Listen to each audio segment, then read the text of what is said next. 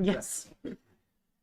All right, we are out of an executive session, back into regular session, and we do not have any minutes to look at this week. They're from last week, so they were received, I think, yesterday or today, but we have not seen them, so we'll do those when we next meet.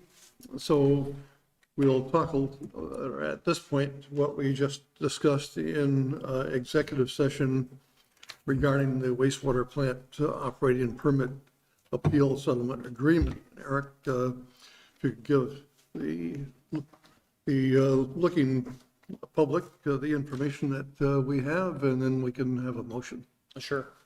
The Village of Essex Junction appealed a discharge permit for the wastewater treatment plant last summer. The town of Williston and the town of Essex joined on as interested parties in that suit with the Vermont Agency of Natural Resources. Through a negotiation, all parties have come to an agreement for some conditions in the permit regarding copper monitoring discharge into the system. That language is added before the board to consider for a stipulation agreement and settlement for this matter. It also includes a copper survey that would go to industrial users who are attached to the treatment plant facility. So the board has a motion to consider in this matter that would authorize the town attorney to sign it on the town's behalf. Thank you. Yeah, so we do have a motion to consider if someone wishes to make that.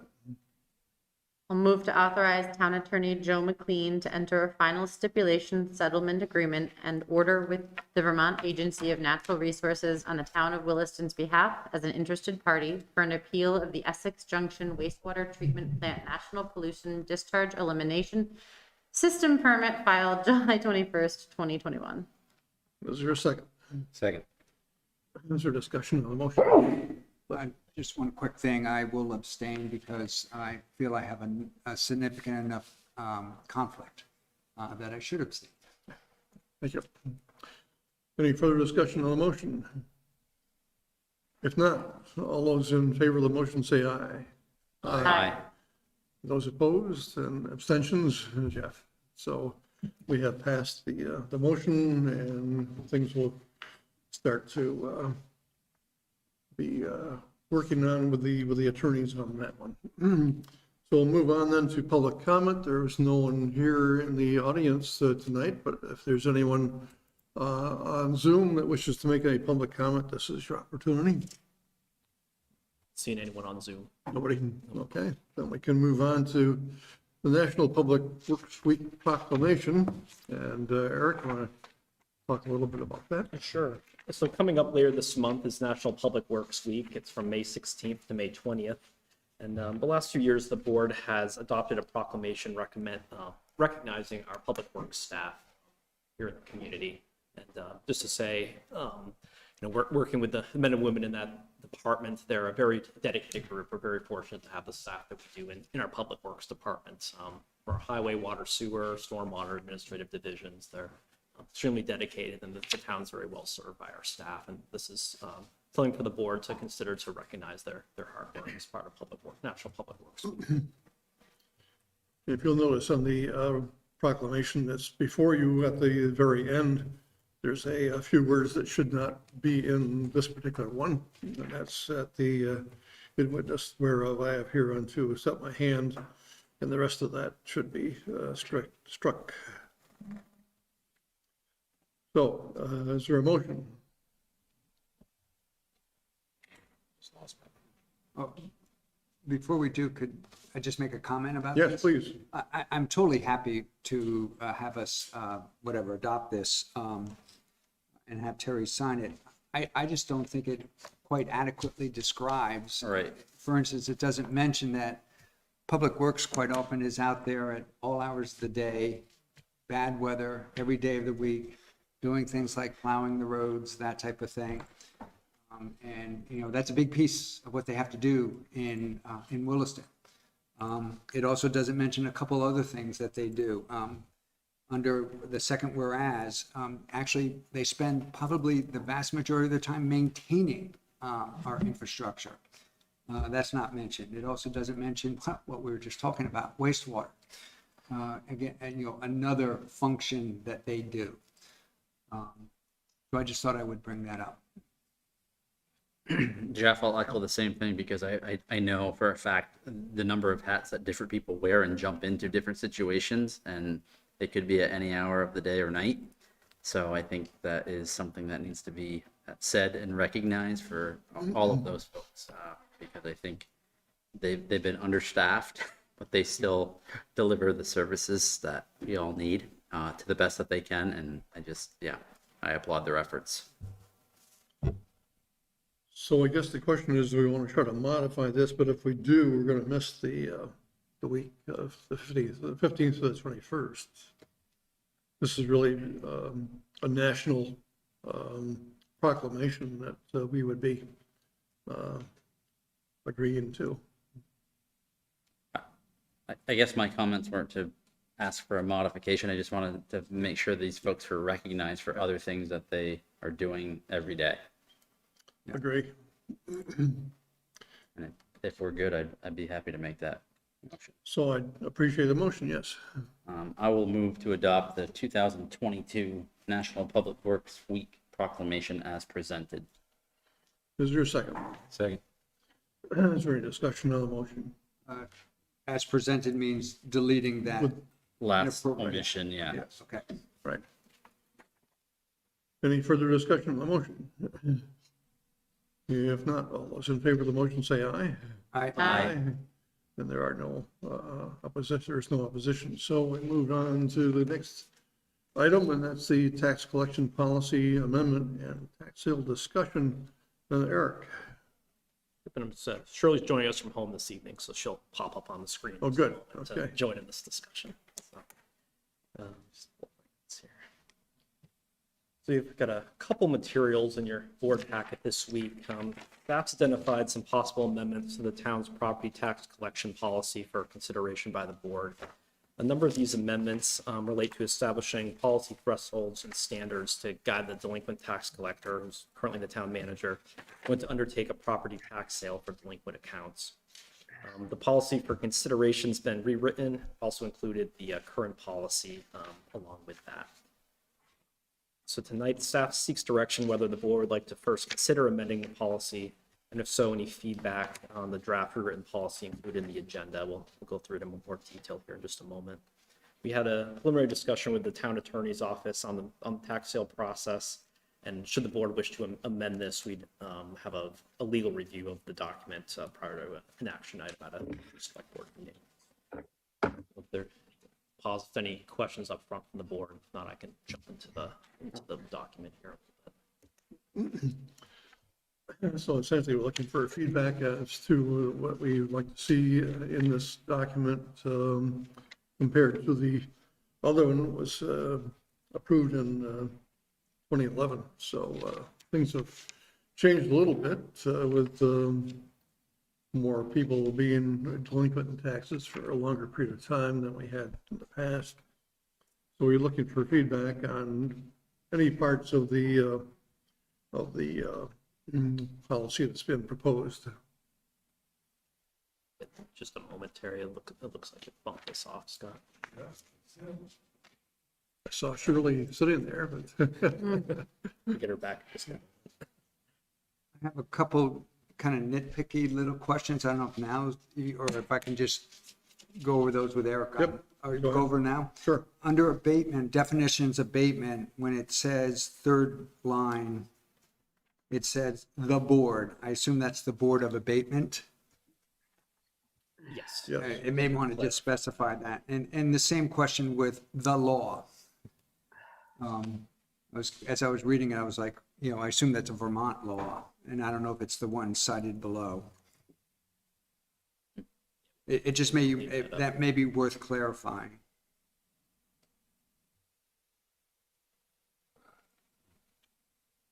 Okay, I think that's, I'm on page 2 under B. It actually ends up being the last sentence. And it reads, amounts under $10, including tax, interest, and penalty, will be written off. And I wonder if we should change that to may be written off. And being the jerk that I can be, when it's will be written off, automatically I'm like, well, I'm gonna write my my check to the town for $9.99 less than I owe. So in my case, you may want to not write it off. I'm on, and then down below, I'm on G. And the first sentence read, only payment, I didn't understand the concept, or not the concept, exactly what was meant. Only payment arrangements that will pay the bill in full before the due date of next year's bill. So what tripped me up was the concept of due date of next year's bill. That would, What would the due date be? Because we do it in 3 installments. Would it be the 3rd installment? I think that, I'm getting Shirley back here. I think that was our intent, the 3rd installment. I'll clarify that with Shirley. Yeah, okay. She had worked on this section. Oop, there we And I'm sorry about my nitpicking question, Shirley.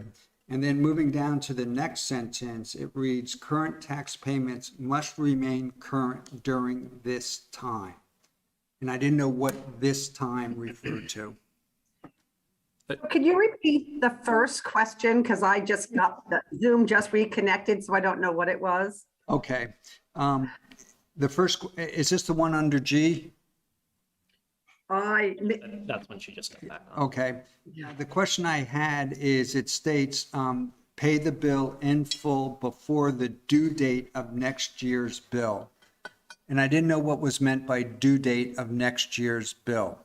And I think that means, for instance, if they're paying, if it were in state fiscal year 2023, next year's bill would be state fiscal year 2024. And I assume, what would the due date be? Would that be the 3rd installment date?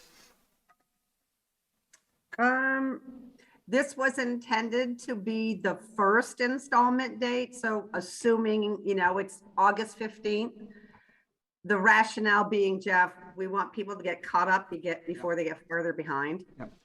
I just recommend you, instead of saying the due date, you say the 1st installment date. Okay. Year's bill.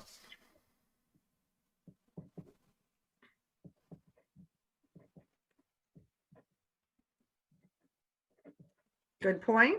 Okay, and then you got the question about during this time. I didn't know what this time, or during this time, what this time referred to. That's in the next sentence. Okay. During this time.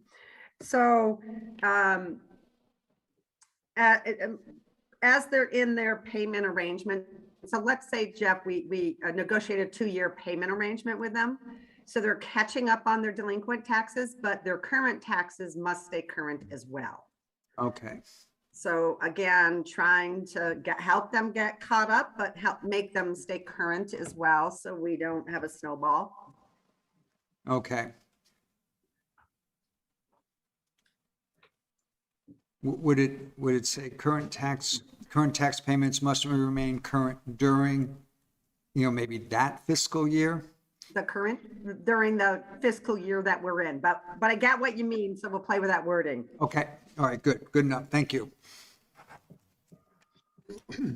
So that first section kind of adds some of that new language and kind of recaps where we are. If you'd like, Terry, I can kind of give a brief overview of the new section here if the board has any additional questions. So the newer section really looks at the tax sale process, and we identified the process. This is the process of what comes next, when to pursue a tax sale. It's not articulated in the current town policy. We're told doing so is a best practice to help guide the delinquent tax collector when to take that step. And throughout tax collection, our objective is to work with these delinquent accounts to come up with a payment plan to avoid going to a tax sale. But there are times when the next step to go to a tax sale may be a necessary step to look at.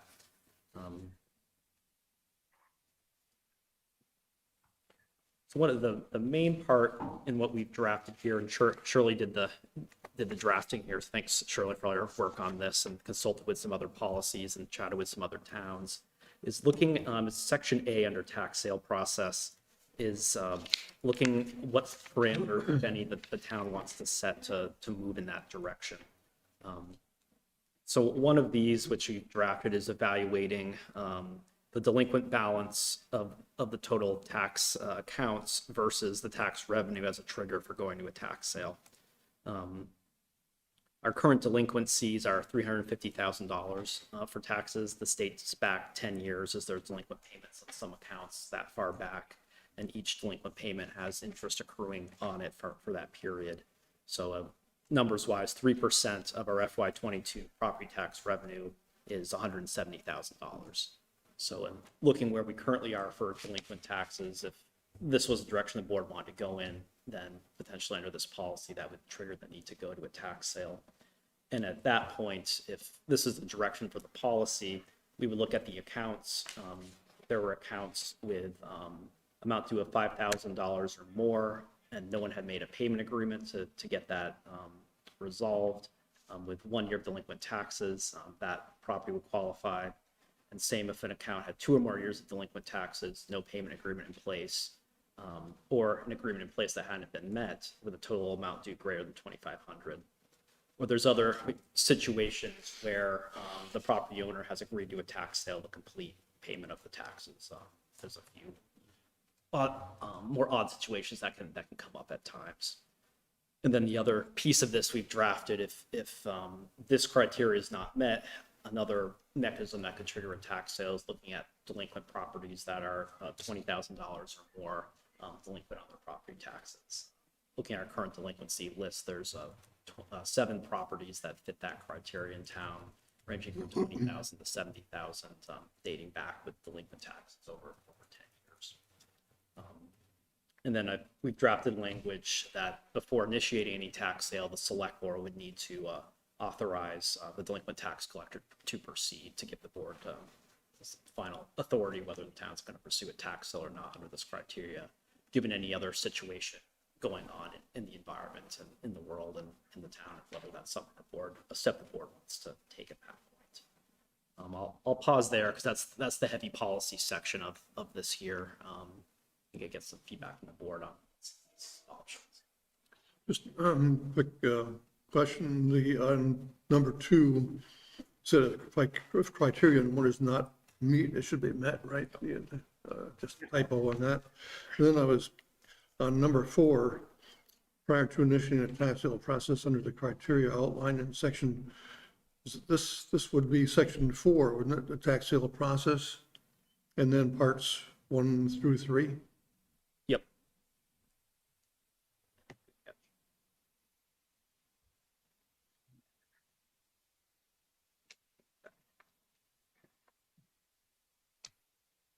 So I want to make sure I get the concept, because I actually had read this a little bit wrong, is if the total delinquent taxes are at 3% or greater, then a decision will be made whether we want to the town wants to go into tax sales for some of the properties or all of the properties that are delinquent. It would be that second criteria. So the threshold would be the $5,000 Okay. who are 1 year delinquent that don't have a payment plan in place, and $2,500 for more than 1 year that don't have a payment.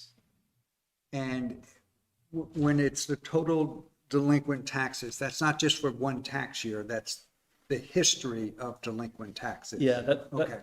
but that's the way we looked at it initially, but that's another option to look at, just the most recent year. But we're carrying upwards of 10 years of delinquencies versus Okay. our projected revenues as well to balance out. Okay. And you said right now we're about 350, did I hear? Yeah, the last numbers we had, a report that, about Yeah. $350,000 with delinquencies dating back to the tax year of 2011 to 2012. Yeah. Approximately how many properties or accounts does that represent? Do you know? Shirley, do you have a gauge of what that? Give me a second. I just timed out, so let me log back in. But Greta, it's quite a few properties that represent that balance. So you don't have to wait for me to log in here to bring up the report that I was working.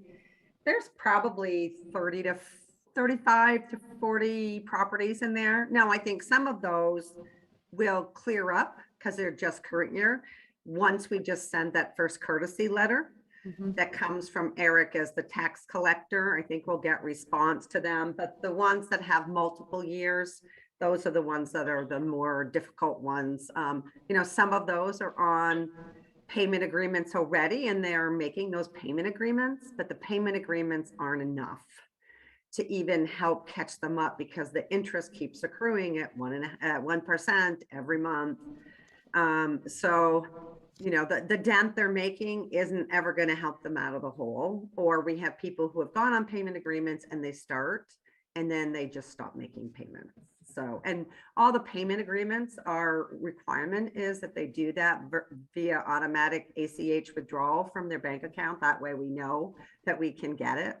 But then people will close their accounts or there's not enough money in there to fund it. Okay. So, I mean, and this may not be something you know, but approximately then, how many of those accounts do you anticipate that this might apply to once it becomes effective? Let's see. For tax sale, Yeah, so 1, 2, I think what Eric said, 3, about 7, okay. 4, 5, 6, 7. I'll say 7, and 1 is kind of an iffy situation. Because it's a trailer and they don't own the land that it's on. So that definitely takes some legal help from us to figure out what we do with that. But all of the rest of them, there's another one actually, Greta. So technically we're talking 6. Another one is a piece of property that someone bought to build a house. After several years, found out the house was not on a buildable lot. It couldn't, it's too wet and couldn't pass, you couldn't make a mound system on it.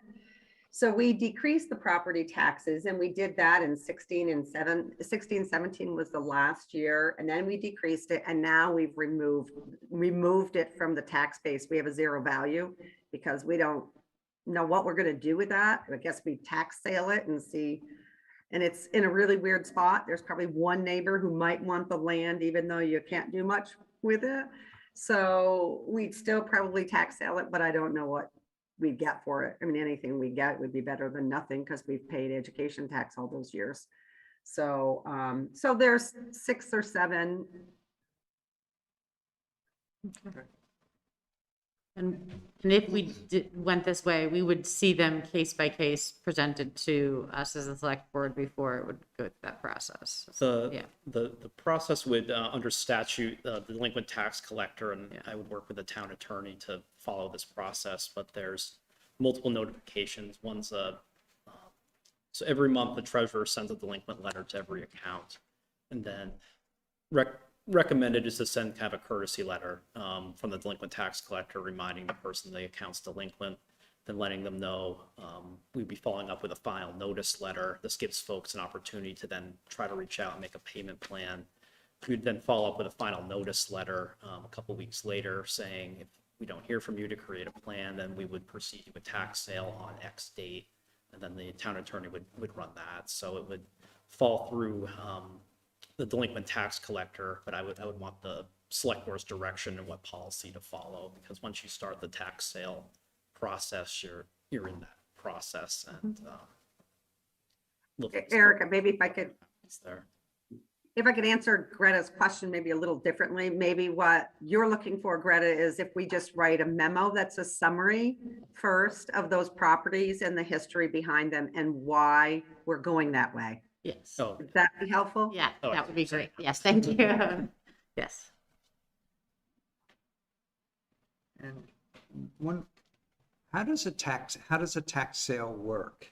And kind of the underlying theme of me asking that question is, I noticed under 1A and B, the 5,000, 2,500, what's the possibility we'll spend more money to sell the property than we will ever get return? I've got a broad overview. I anticipate the board might have that question tonight. There's a Okay, handbook for delinquent tax collectors. Oh, Today here. This, in general, it's very prescribed in state statute. The property is put up to bid inclusive of the delinquent taxes as the minimum bid on the property. Okay. Once the bidding is ended, the final price and bidder have been identified. The funds received from the property are then first used to pay off the delinquent tax balance on the property. And then generally the balance is then held in escrow for 1 year. During that 1 year period, the property owner can what's called redeem the property sold at tax sale by paying the sale price plus 1% interest per month on the property. And if the property is not redeemed, then it transfers to the bidder from the tax sale at that point. wow. I've always thought it's a really stupid process. Yeah. The odds are, if you can't pay your property taxes, the odds are that you're not going to be able to redeem the property anyway. Yeah. But it basically, I think, drives a lot of people out of the process of trying to buy it, because you're buying something that you might lose after a year. Yeah. In which you'd get your money back, but that's not why people buy property, so they can get paid Yeah. what they paid for. Right, so the So, town yeah. can use their money for a year. Yeah, and I've actually seen cases where the person who buys it then goes to the taxpayer that's delinquent and says, I'll give you $1,000 to waive your right of redemption, and then just sign off all those rights to me so that we can be done with it. But it's, I'm sure there was a reason for it in 1850. Right up there with the wear of coal, the viewer of fences. But we still have a tree warden, so. Hey, Ted, wouldn't we, Certainly not a process to, in this role as delinquent tax collector, taking lightly, and it's certainly a serious process to look at here. One of those means when you've exhausted the rest of the options to try to work to get some account current with delinquent taxes. and Ted, wouldn't legally we have to hold that money in escrow so we actually couldn't touch it? Yeah, I think so. I only had one piece of feedback, and that was in section H of the, on page 6, where the request to sell a portion of the property. I just thought it might be prudent to add language that says something like, any fees or costs associated with subdivision process shall be paid by the owner. Okay.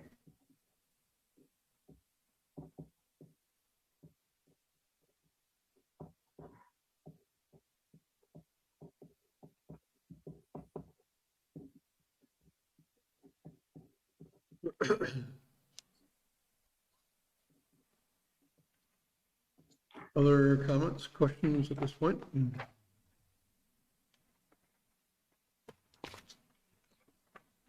So in general, I think, are we in agreement? We should have a new process to go on compared to the one we had in 2011. And if so, then we can have this looked over by town attorney, and it'll be coming back to us. Sounds good. Yep. Okay, I think we've done that one. We're running a little bit ahead of time for the public hearing, so I wonder if we can take up the item number 12, the supplemental insurance program for town staff. Sure. And Eric talked about that. So included in your packet, Vermont League of Cities and Towns is offering some group insurance options for members this year. One is it's a new thing, a pet health insurance policy, and some supplemental life insurance policy. So for the board to consider is offering these to staff, but making it 100% staff paid for the premium if a staff member would elect for this coverage. I was looking how to potentially codify this in town policy, and suggestion for the board is looking into personnel policy to consider some language that would allow these types of insurance programs to be offered through the Vermont League of Cities and Towns with funded by the employee, unless we made an adjustment at some point. So, should the board want to move forward with offering this, staff suggested amendment to the personnel policy. Shirley, did you have anything to add? I know you talked with Sally about this one a little bit more than I have. Yep, no, just looking to offer additional benefits that the employees might want to take care of, and a little bit lower cost than they could probably do individually because of the taking advantage of the group volumes. And enrollment is in May and June. For the supplemental life insurance, they need to get, I believe it's 25% of the pool to sign up for it. So depending on what other towns decide to do and what employees in those towns decide to do, that may or may not be a viable option depending on the volume of people who would like to sign up for it. Would this be payroll deduction? Yep. Yes. Questions, comments? There is a suggested motion. Move to amend the town's personnel policy as presented. Is there a second? Second. Is there any discussion on the motion? Hearing none, all those in favor of the motion say aye. Aye. Nobody's opposed and no abstentions. So we have about 5 minutes. Is Matt going to be here on Zoom or in person? He'll be in person. In person. So I think temporary event permit will take probably more than 5 minutes, but well, you want to start your manager's report? Sure. I don't have a whole lot in the manager's report, but actually we do have a March finance report. So Yes. surely I don't believe you had a whole lot in there, but I'll toss it to you if you've got something, any highlights from March financial report. I didn't actually have anything highlighted because the variances really didn't change. So it's really, I'm going to bounce it back to the board. If you had any questions for me, there was nothing to bring to your attention from February to March that was significantly different. We just did this last week, so it. Yeah. One more month in the books. Yeah. If you would remember to change under the water sewer stormlight water highlights, the state of Vermont buildings and general services instead of building and grounds. Oh, yes. Yep. So just change that on your master list somewhere. Yep. General. Any questions for Shirley regarding the monthly report? No. Okay. Anything else to add? Eric? Only other item from Chief Foley today, Friday morning at 11, we'll be swearing in our two newest police officers at the police station. Chief wanted me to extend an invitation to any board members that want to stop by for that swearing in ceremony Friday at 11. I had a lengthy manager's report last week, so nothing else to add. And thank you for the email regarding the 50th anniversary of the police department. Very good. I sent back to Eric today. My neighbor is a widow of, I think, an original member of the police department and the fire department, for that matter.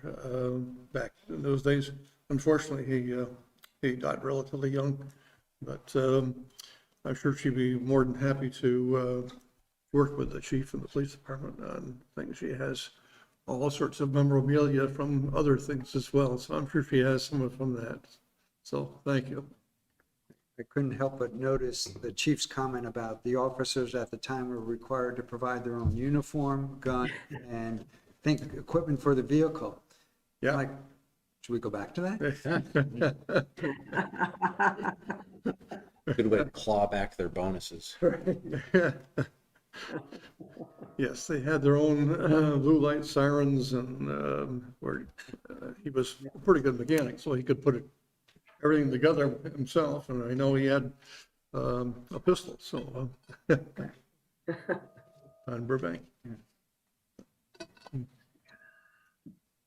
So we're just waiting for Matt. I don't think we can take up anything else at this point. That's gonna, it'll take a little bit more time than we have. But let me read the warning at any rate.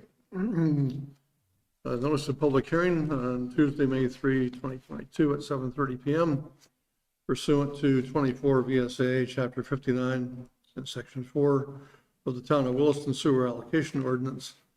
The Williston Selectboard is considering the adoption of amendments to the Sewer Allocation Ordinance referred to as Attachment A, an existing ordinance pertaining to the allocation of public sewerage.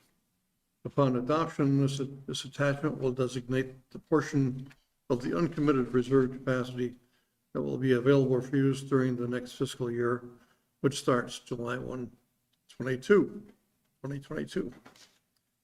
So that's where we will be at in a few moments with a brief explanation by Matt as to the details of Attachment A, the proposal.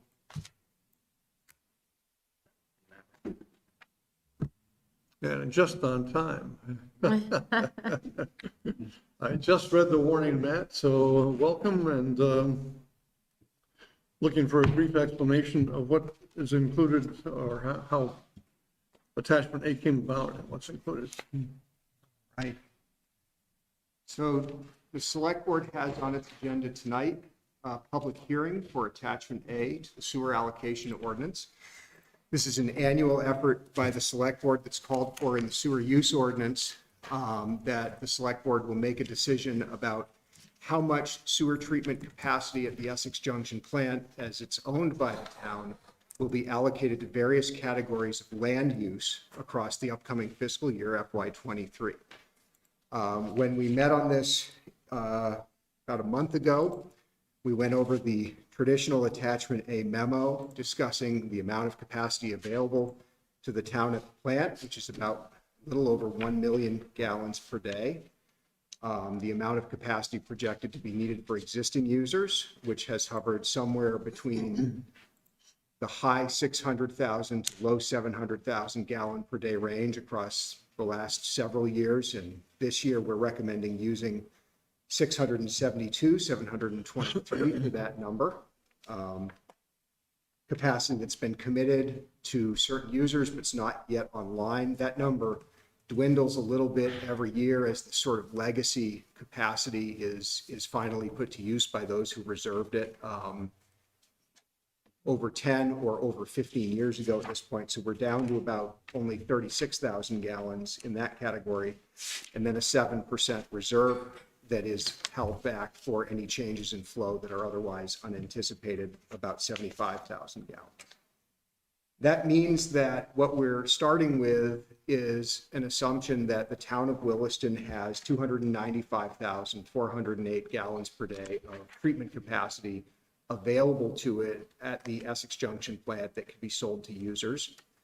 The Select Board has, for the last many years, wanted to take a relatively long-term view at that supply of treatment capacity, and generally has looked at that over 20 years. So if you were to divide the 295,408 by 20, you get 14,770 gallons per day. The Attachment A memo typically also looks at how much capacity has traditionally been made available for sale by the Select Board. That's table 2 on page 7 of the report, and how much has been traditionally sold or has been sold by the Select Board across many years, table 3 on page 8. So, you know, you think that you take what's remaining available to the town, it's about 14,770 gallons per day. You look at what the town has sold each year over the last decade, and, you know, you see a range from as low as just a little over 3,000 gallons per day sold back in fiscal year 2015 to a high of 17,000 gallons per day sold 2 years later in fiscal 17, a mean of 11,290. So the question is often posed, does the town have 20 years worth of capacity or more at the Essex Junction plant based on current usage? The answer right now is yes. It looks like about 27 years worth. That said, the same sort of constraints and limitations that we often talk about when we talk about attachment A still exist. It is a finite resource. It's probably not enough to support all of the development that might come to Williston forever. And there's any number of strategies that the select board might want to consider in its long-range planning, as well as in future attachment A statements, including the prioritization of certain land uses or other limitations on how allocation is sold.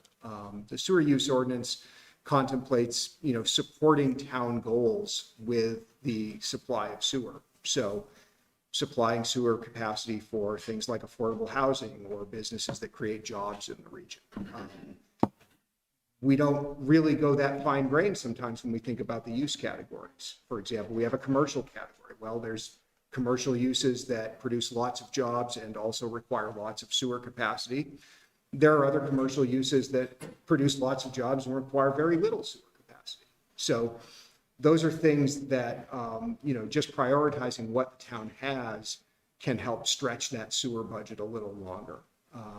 And at the same time, we do also attempt to align the sewer capacity with what the town's goals are as they relate to residential growth management and the residential growth management allocation system that exists in our bylaw.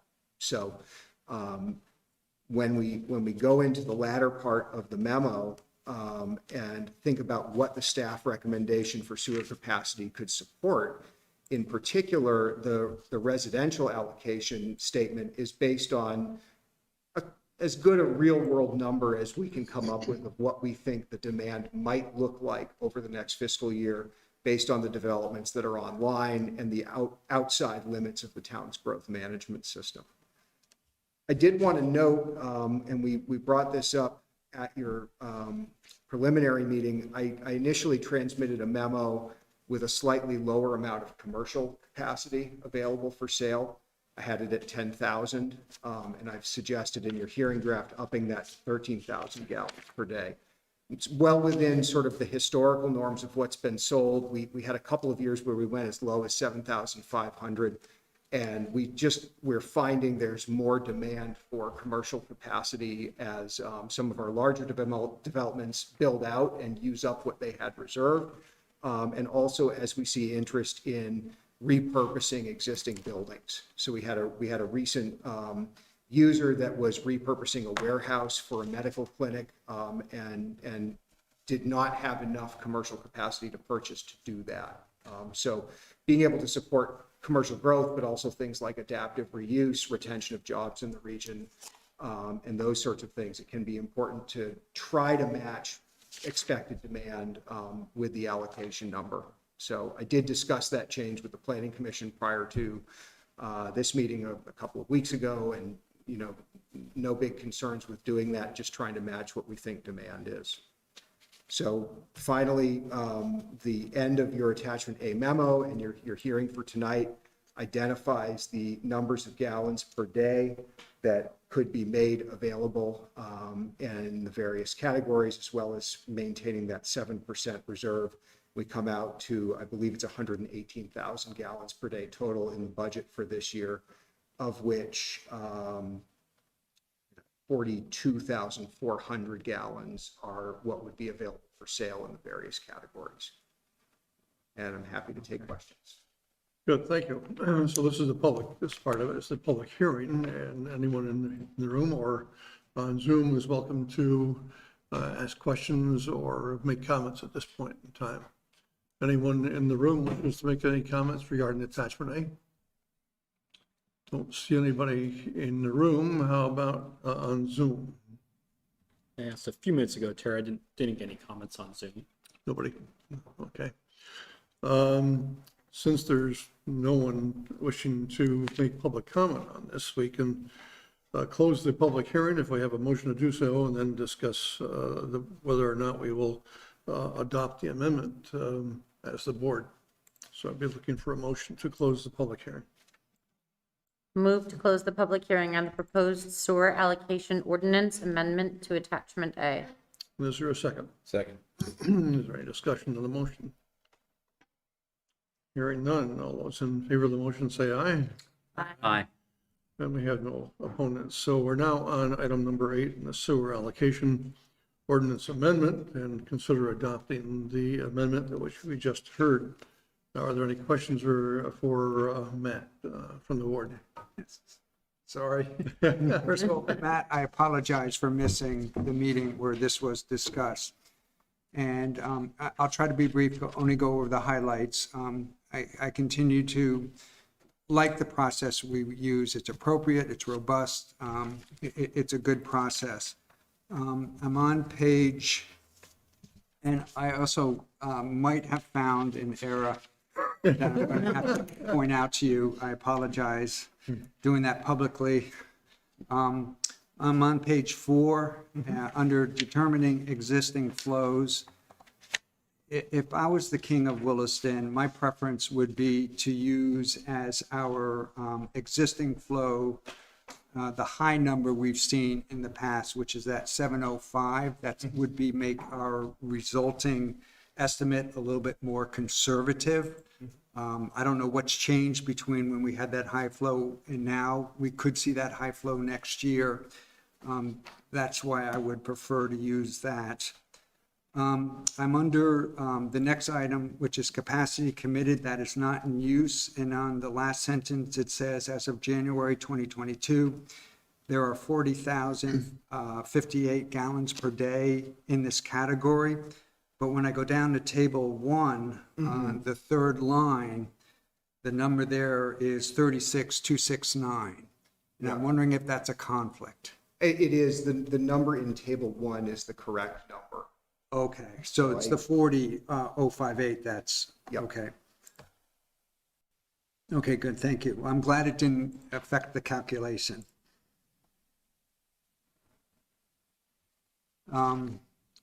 Moving on. Where am I?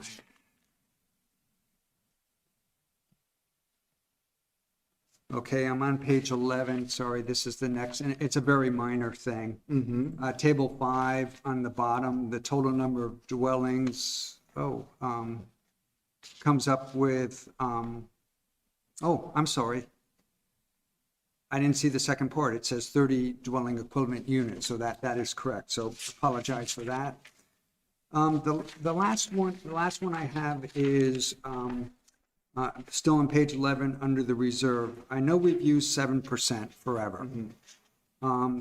I just question whether that really is a good estimate of the risk we face. I mean, to me, the reserve is basically there to hedge any problems that come up, like a failed system, a failed community system that has to connect to the to our collection system. And I'm just having a hard time envisioning how we could have a sufficient problems that we would need anywhere near the 75,600. In other words, are we reserving that when we most likely won't ever need it? Again, it's conservative to use a high number, but I wonder if it really reflects the true risk or liabilities we might face. And then that's it. Just a brief response, the 7% reserve is the number recommended by our engineer. Yes. We trust their professional judgment on that. And, you know, I have not ever identified thinking about the level of risk that's covered by that reserve as one of those bullet points of what could you do as capacity dwindles. But I do think, you know, asking that question every few cycles, saying, you know, with changes of technology, with the degree of monitoring and maintenance that is done, and then also thinking about that liability of just how many, you know, most likely outside of sewer service area community system developments are there in Williston that might, you know, ever request to connect to the sewer system as an alternative to redeveloping their own soil-based system. Right. And, you know, I'm looking at, you know, that table 5 where we have, you know, a little under 5,000 gallons per day supports 45 dwellings. So if you were to imagine just what number of dwellings outside of the sewer service area might be on community systems and have those systems ultimately fail in a way that they were asking to connect to the town system. Right. It's probably more than 45 total units in developments like that. I would hazard a guess it's probably fewer than 300. You know, it's not an infinite number. So those are good things to think about. And I appreciate your looking at the math. I'm glad I got the residential units right. That's usually the one that throws me. But your first question was about the 705 gallon per day, 705,000 gallon per day high mark, and you know, why not use that in making the estimate? It's a perfectly valid number to use to say, you know, we did have a year when that much sewage flowed through the system, and it was a couple of years ago, and there's been some development since then. Right. The traditional decision has been either to use the 5-year average if it was higher, or the past year's flow if that was higher. I would say that, you know, that was 2019 flow. And when you look at figure 2, which is my very, very rough attempt to correlate how different was the rainfall each year and how different was the sewer flow each year. So that's the percent deviation from the 5-year average. So it's a little bit of a weird number, but you can measure that deviation for both rainfall and sewer flow and just see if the lines track together. And they do track together fairly well in that 2019 year, suggesting probably some of that high number came from inflow, higher rainfall, certainly something we might see again. So it is a more conservative estimate to use that higher number. You certainly could use that just as a, you know, to generate, you know, you might generate a number of 12 or 11 or 10,000 gallons per day every year over 20 years. And then you might be thinking, well, gosh, are we selling more than that every year? And, you know, the sense of urgency might be greater if you use the higher number. Right. Okay, good. Thank you. Any other questions for Matt? If not, then I'd be looking for a motion. I'll move to adopt the amendments to the sewer allocation ordinance attached A as presented. Second. Is there any discussion on the motion? Hearing none. All those in favor of the motion say aye. Aye. Any opposed? So we pass that, and don't move a muscle because we're going on to the bylaw amendment for Taft Corners form-based code transmittal. And I'll turn it over to Eric for an introduction, and Matt and the planning staff. I see Emily Hayman here, and the planning commission chair, Megan Scott, Coach. Megan Colt is here. Seth Chapin behind the mask as well, and some of our developers here as well. So welcome all, and Eric, I'll turn it over to you. Thanks, Eric. Good evening, everyone. So the Planning Commission's transmitted for consideration a draft amendment to the Unified Development Bylaw to establish a form-based code in a delineated area within the growth center of Taft Corners and to adopt a town-wide official map. So this transmittal before the Select Board is the culmination of nearly 2 years of work by the Planning Commission and planning staff with consultant Jeff Farrell Associates and the Chittenden County Regional Planning Commission. Planning Director Matt Belanger is here, and in conjunction with members of his staff, the Regional Planning Commission, Jeff Farrell, and planning commissioners here, and you'll hear a presentation on this transmittal. We have planned over 2 evenings. It's quite a bit to go through for the board. So Matt will go through a transmittal memo and an overview here shortly. For tonight's meeting, there's we kind of looked at it as chapters of the book here. So going over the board, this work, the first part this evening, the next part on May 17th. And then from there, we've sometimes started on June 7th for public comments on the key discussion from the Select Board on next steps here and working through this piece of public policy. So I just want to recognize everyone who's had a hand in this over the last couple of years. It's quite an endeavor for the town to look at for its land use policy. With that, I'll turn over to our Plan Director, Matt Belanger. Great, thank you. I want to start by also acknowledging the incredible effort by the staff that's worked with me on this, our consultant team and CRC assistants, and the incredible uncompensated volunteer effort of our planning commission and many, many, many citizen participants in this process, as well as our owner stakeholder community, some of whom are represented here tonight. It's rather auspicious that we're beginning this review on May 3rd, 2022. It was May 3rd, 2021 that we were concluding our week-long charrette process, and our consultant was giving his initial workshop report on our major public input push on this project. So that was over a year ago. And that workshop report is incorporated into and became the basis for the Taft Corners Vision Plan, a document that is included in your binders tonight, and that was reviewed by the Select Board back on July 27th. So what's happened since July 27th, the consultant team went to work developing an initial draft of the code itself, as well as bylaw amendments and maps, as you have in your binders today. And since about October, the Planning Commission has been on a chapter by chapter effort of reviewing, adjusting and editing those bylaw chapters, and then running its own public hearing process through February and March, ending with a work session on March 15th and a vote to transmit the code as you have it today. So we've really asked the Williston Planning Commission to do an awful lot more work than they are normally asked to do.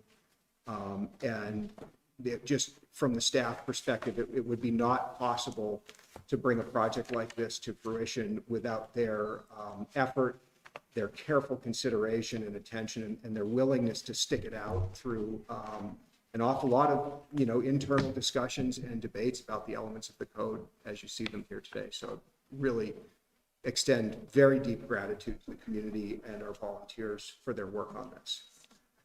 I have in the binder, in the front pocket of the binder that everybody received, two documents. One is a cover letter on town letterhead, and it's me saying to you, here this is, and giving a few highlights. And I just want to mention those. One is that this is a major evolutionary step proposed for how zoning is done in the Taft Corners area. Another is that this is zoning, and it is also something called an official map, which we're going to talk about a little bit later on tonight, and has some other interesting components that are different from zoning as it's handled today. I believe it represents the most assertive and comprehensive set of tools available to a municipality in Vermont. And those tools in this case are applied to Williston's longstanding goal that Taft Corners become a design-conscious downtown with a strong pedestrian orientation. Those words, or one version or another of them, have been in your town plans for over 30 years, since at least the 1990 plan. And lastly, I want to acknowledge for myself and the Planning Commission that the visioning process and the development of this code identifies that there is more work to be done to bring the vision for Taft Corners to fruition. And in my cover letter, I identify a few of those efforts, including the need to update public works standard specifications to identify new types of streets that will result in the creation of a true multimodal transportation system that can be walked on and biked on safely and easily in Taft Corners. That's some work that's in process. That the code itself, it contains a framework for collaboration with stakeholders on future amendments and set some procedures and boundaries for those. This takes in a master plan for a really big area that's going to take a really long time to develop into that vision, and it will evolve. And there's a really strong recognition, both in the document and in the conversations I've had with Planning Commission members, that continuing as a town and a commission to take an active role in the evolution of this place is really critical to its success. That's the letter. The other document, which is punched so you can put it in, is a cover memo, and really goes over the nuts and bolts of the review that is before the Select Board tonight and on May 17th, and also identifies the public testimony meeting the Select Board has planned for June 7th. So Brief overview here, preparing for this meeting, we gave the select board a link to something on the internet called a story map, which is a quick scroll through guide to the evolution of Taft Corners and the code. Would encourage anybody listening in here who hasn't gone and seen that to do so. All of the materials I'm talking about tonight are available on the project website, which is mytaftcorners.com. And we're going to continue to use that to update everybody on the progress of this project. So we have the story map. There is an online interactive map that lets you zoom in and out and turn on zoning and streets and other things to clarify how this code might impact particular pieces of property in the district. We've given in the transmittal package public written testimony that was given to the Planning Commission throughout the process, as well as some staff responses and clarifications to that testimony. The intent with the staff responses there was simply to identify facts in the plan or be clear about decisions the Planning Commission made or didn't make in response to the testimony. We also included prior correspondence to the Select Board. I think there's one memo missing there, which is the one you reviewed on January 4th. If you don't have that, we'll give it to you again. It was an overview of the development of the draft code. We can get that for you. It is also on the My Taft Corners page. And of course, you can go to the website and watch PowerPoints and videos of Planning Commission meetings and really see almost any element of the public process that's brought us here tonight on that webpage. So if there's something in particular anybody's looking for, reach out to me or my staff. We can direct you to the appropriate link for that. So May 3rd and tonight and May 7th, May 17th, I have a typo in my memo, are opportunities to go over the elements of code in a little bit greater detail. And I've sort of divided these things in half. You can see that the section numbers go out of order, and that's because I'm really trying to use a little more of a geographic and programmatic order to discussing these items. So we have our introduction tonight, which I've just finished. We're going to talk a little bit about the boundary of the overlay district and what parts of Taft Corners would and would not be included in the code under the current draft map.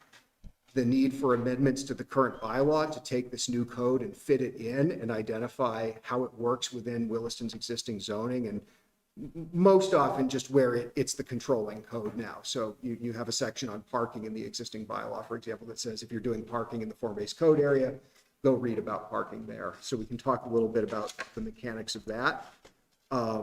Public realm and the streets map. So this code includes a map of both existing and desired future streets and identifies them by street type. Some of those street sections have cycle tracks or separated bike lanes. Some of them do not. Some of them have a little bit different setbacks for buildings. The distance between the building and the sidewalk is something we call the dooryard, and you'll probably hear dooryard a lot or have seen it a lot in the code. Then we have the regulating plan, which is effectively the zoning map. So if you think of a traditional zoning map, you think of a map of an area with large blocks of color that say, you know, you can do these things this way in the pink zone and these things this way in the orange zone, et cetera. The regulating plan is the zoning map for Taft Corners in this draft. And the only difference is instead of big blotches of color, it's the streets that are colored. And what you can do and how you can do it is based on what color the street is where your building will be located. So this is all about the relationship of buildings to the street to create that walkable environment. And so the way that different parts of the area are regulated differently is based on the street frontage of the building as opposed to location within a larger area. And then finally tonight, I hope we can talk about the official map. Official map is something special. It's a tool that is in Vermont statute. It's unique to Vermont. It allows Vermont municipalities to identify planned public facilities within its borders and to ask that future development accommodate those facilities. And that can include, as it does in this plan, lands for streets, lands for parks, green spaces, and conservation areas. In some towns, it might include a piece of land the town has its eye on for a future municipal building or facility. We don't have that here, but that's anticipated in statute. And the official map adds an awful lot of strength to the part of this plan and code that is about wanting an interconnected grid of walkable streets and manageable block sizes within this district. Because it says If you own land and there's a planned street on it and you want to develop that land, your development needs to accommodate and may be required to build a portion of that planned street. So that's the really broad overview. There's a bullet point for each of these discussion items, both for tonight and the 17th on the following pages of this memo, and those are as good a jumping off point as we have. I hope some select board members have had a chance to at least skim through that and might have some questions they'd like to ask.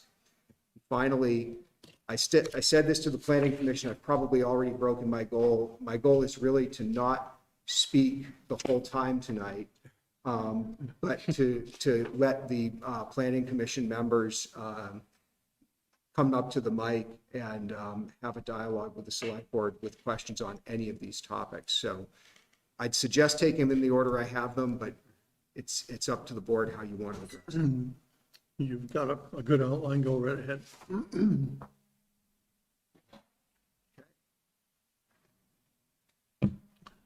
Sorry, I cannot exactly see what's on the screen, but Emily's here to do some screen sharing as needed to bring up images of code. So the first thing on your list is the district boundary. And you can see this in section 10, the zoning district map and official map. And the one we're talking about is, I believe, the second map in that page showing the zoning districts of Williston. And on that map, there's a yellow hatched area, which is the proposed form-based code overlay district.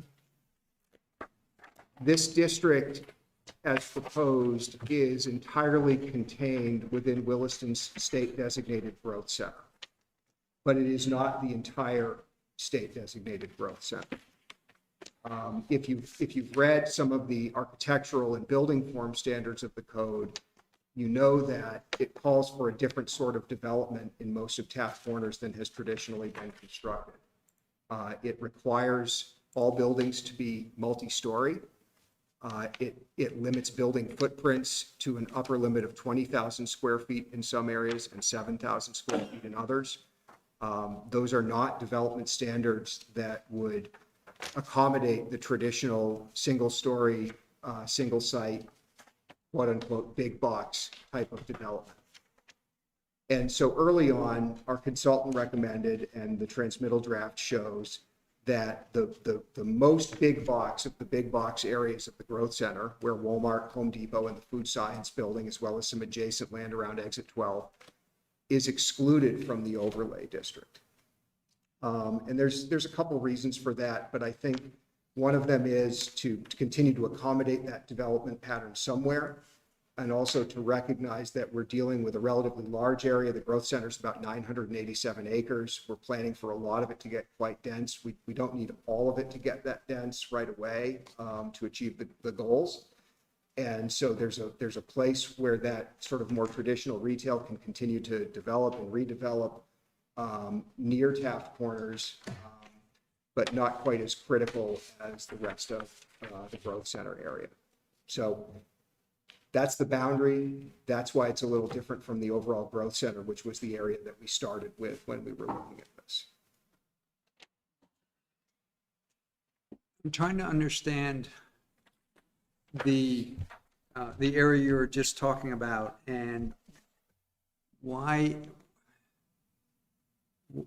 is it not included? I'm not really quite getting it.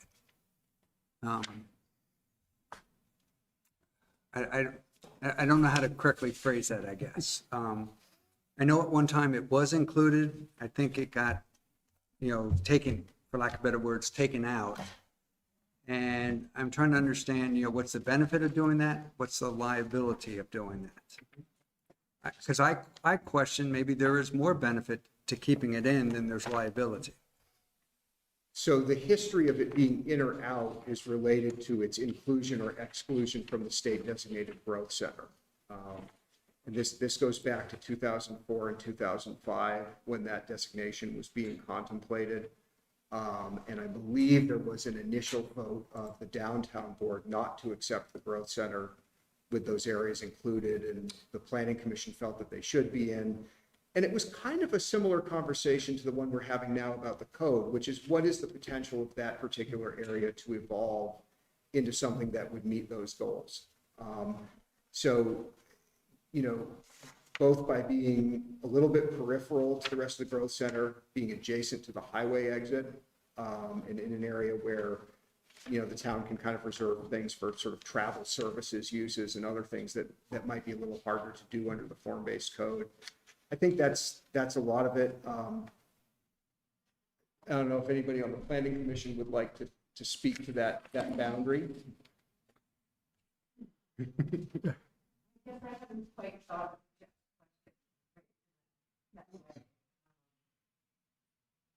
And, yeah, I think also in terms of proximity to the interstate as well, both for convenience, for the travel service kind of orientation, and obviously a lot of consumer traffic.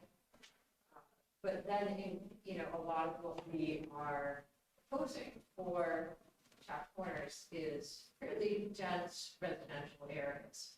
And being closer to the interstate is maybe not as desirable for that kind of use.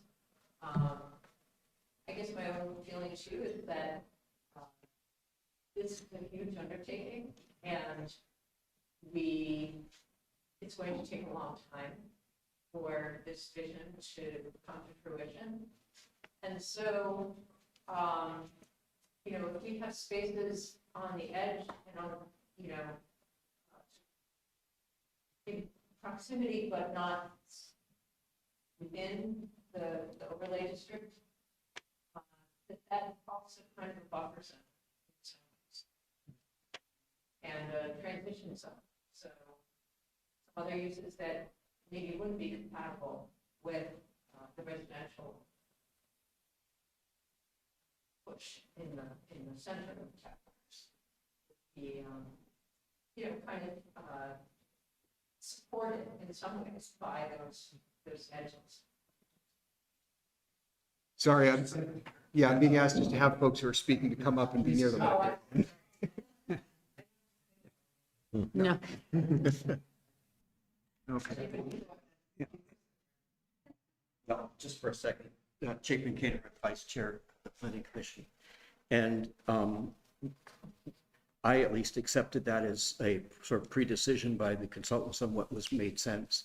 So I don't have an answer to your question, Jeff, but we did carefully look at, based on developer request, whether we should allow more similar building to what we have now, just south of Marshall Avenue, between there and the area that's excluded. And we decided we should keep it in the growth in this new code, because over time, we expect the amount of parking lot to diminish and the amount of buildings to increase, and we think it should be in keeping with this code. So we didn't look at that one much, but we did look at between there and Marshall Avenue closely. Okay. And I'll just follow up. Did I hear correctly that the Walmart and Home Depot, and I forget what the other building is referred to as? Thank you. Is that not in our growth center? It is in your growth center. Okay. It's not proposed to be regulated under the form-based code overlay. Okay, but it is part of the growth center. Yes. We did win that argument, Yes. with, if you will. Okay, all right, good, thank you.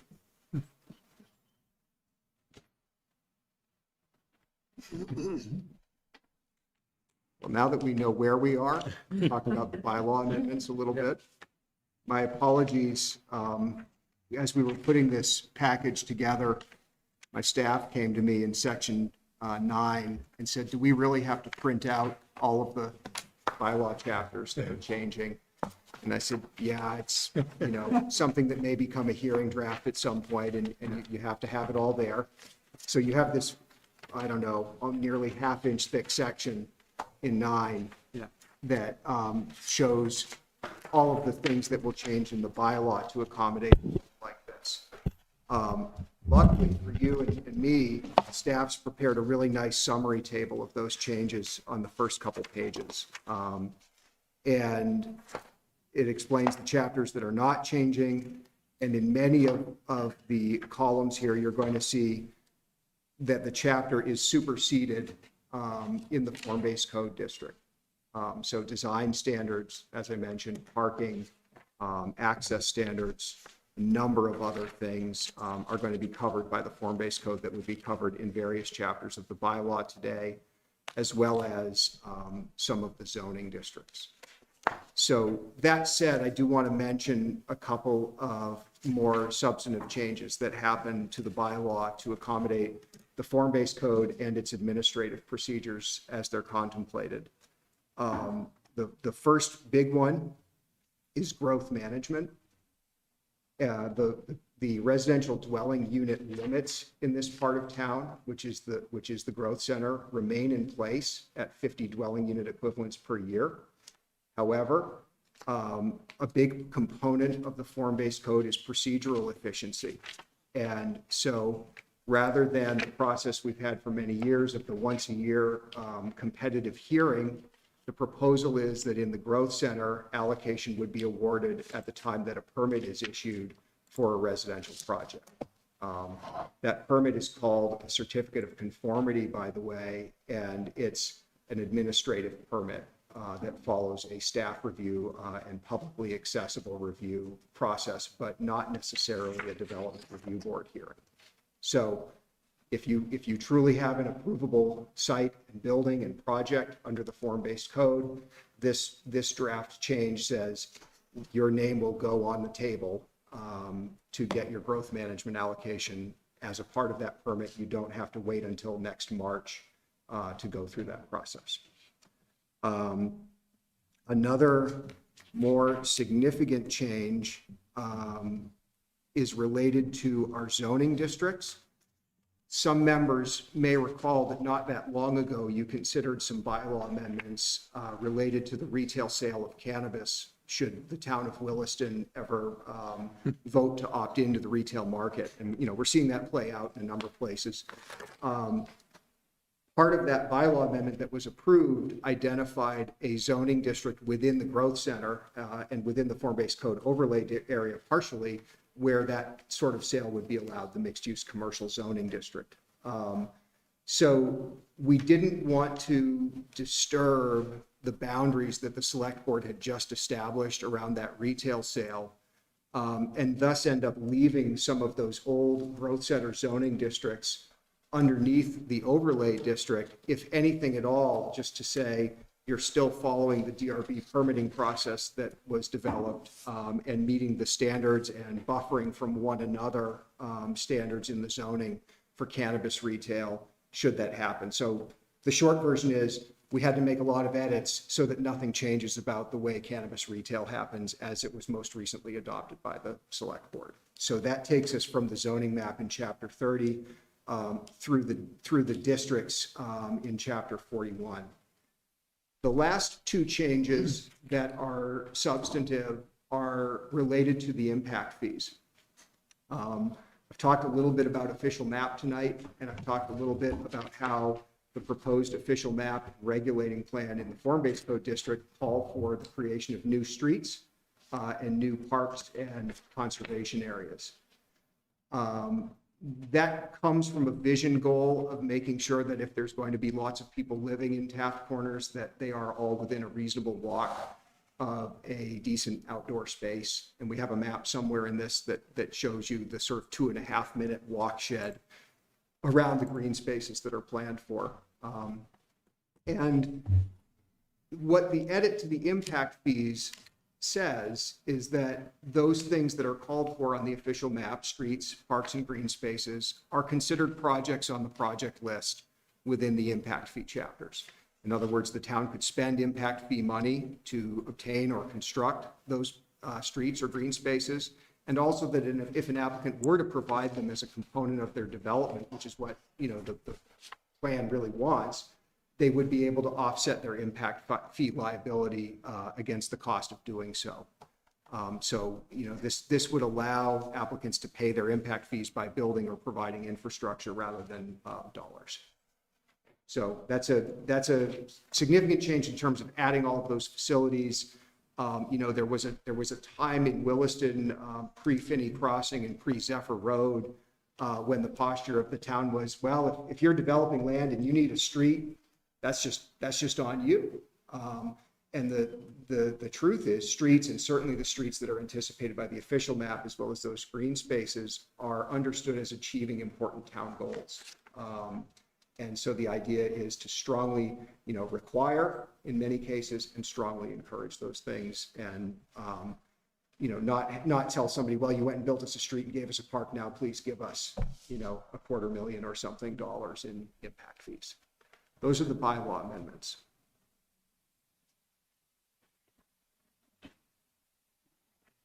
So the question on the impact fees I have is, and I'm trying to think of how to frame this question, will the requirements in order to do development under the form-based code, will the cost of putting in the infrastructure required, whether it be parks, whether it be streets, street modifications, whatever, which will be greater, the impact fees or the cost to essentially the developer? In other words, is it a 10-to-1? I mean, how do I think of that? In many cases with a street, the cost of building the street is greater. And to some degree, that speaks to that sort of fairness question that has floated around. It's like, well, you need the street for your development. We want the street because it connects to other ones and provides benefits and meets town plan goals. Yeah. But our experience, I'll call, Chris is here, the offset of the cost of Zephyr Road, the cost of constructing Zephyr Road will never counterbalance the amount of development that's taken place. The cost of Zephyr Road is far greater than the impact fee liability of the vehicle trips that are created by the development in Finney Crossing. Okay, good, thank you.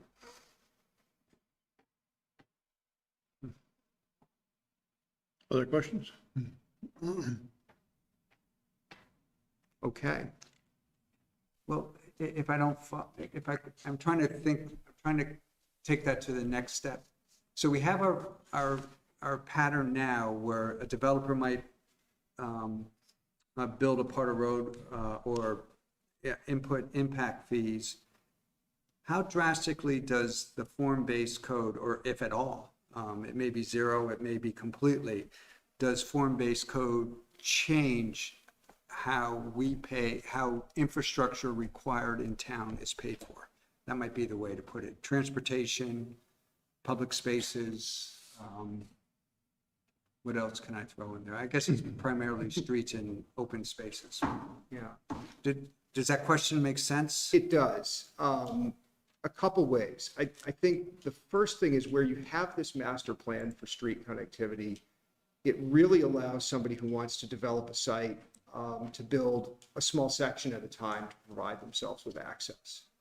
So part of what's sort of hoped for here is that you don't have to go in and lay in something as big as a Zephyr Road or a Maple Tree Place in order to just get started with the development, but rather you're working off of the existing pattern, and maybe you need 200 feet of new street to access a lot or something like that before you're going and connecting to the next one, that sort of thing. So in that regard, it's an attempt to have that build out happen more incrementally and have the cost happen more incrementally. Streets in Williston are mostly built by developers to provide access to their land to allow them to do the development they want to do. That, that has been the pattern in Taft Corners. It's been the pattern out in our residential districts with subdivisions. Some of those streets become public, some of them don't. The general pattern has been streets that connect to something else become public and streets that dead end don't. All of the streets on this map connect almost categorically to something else.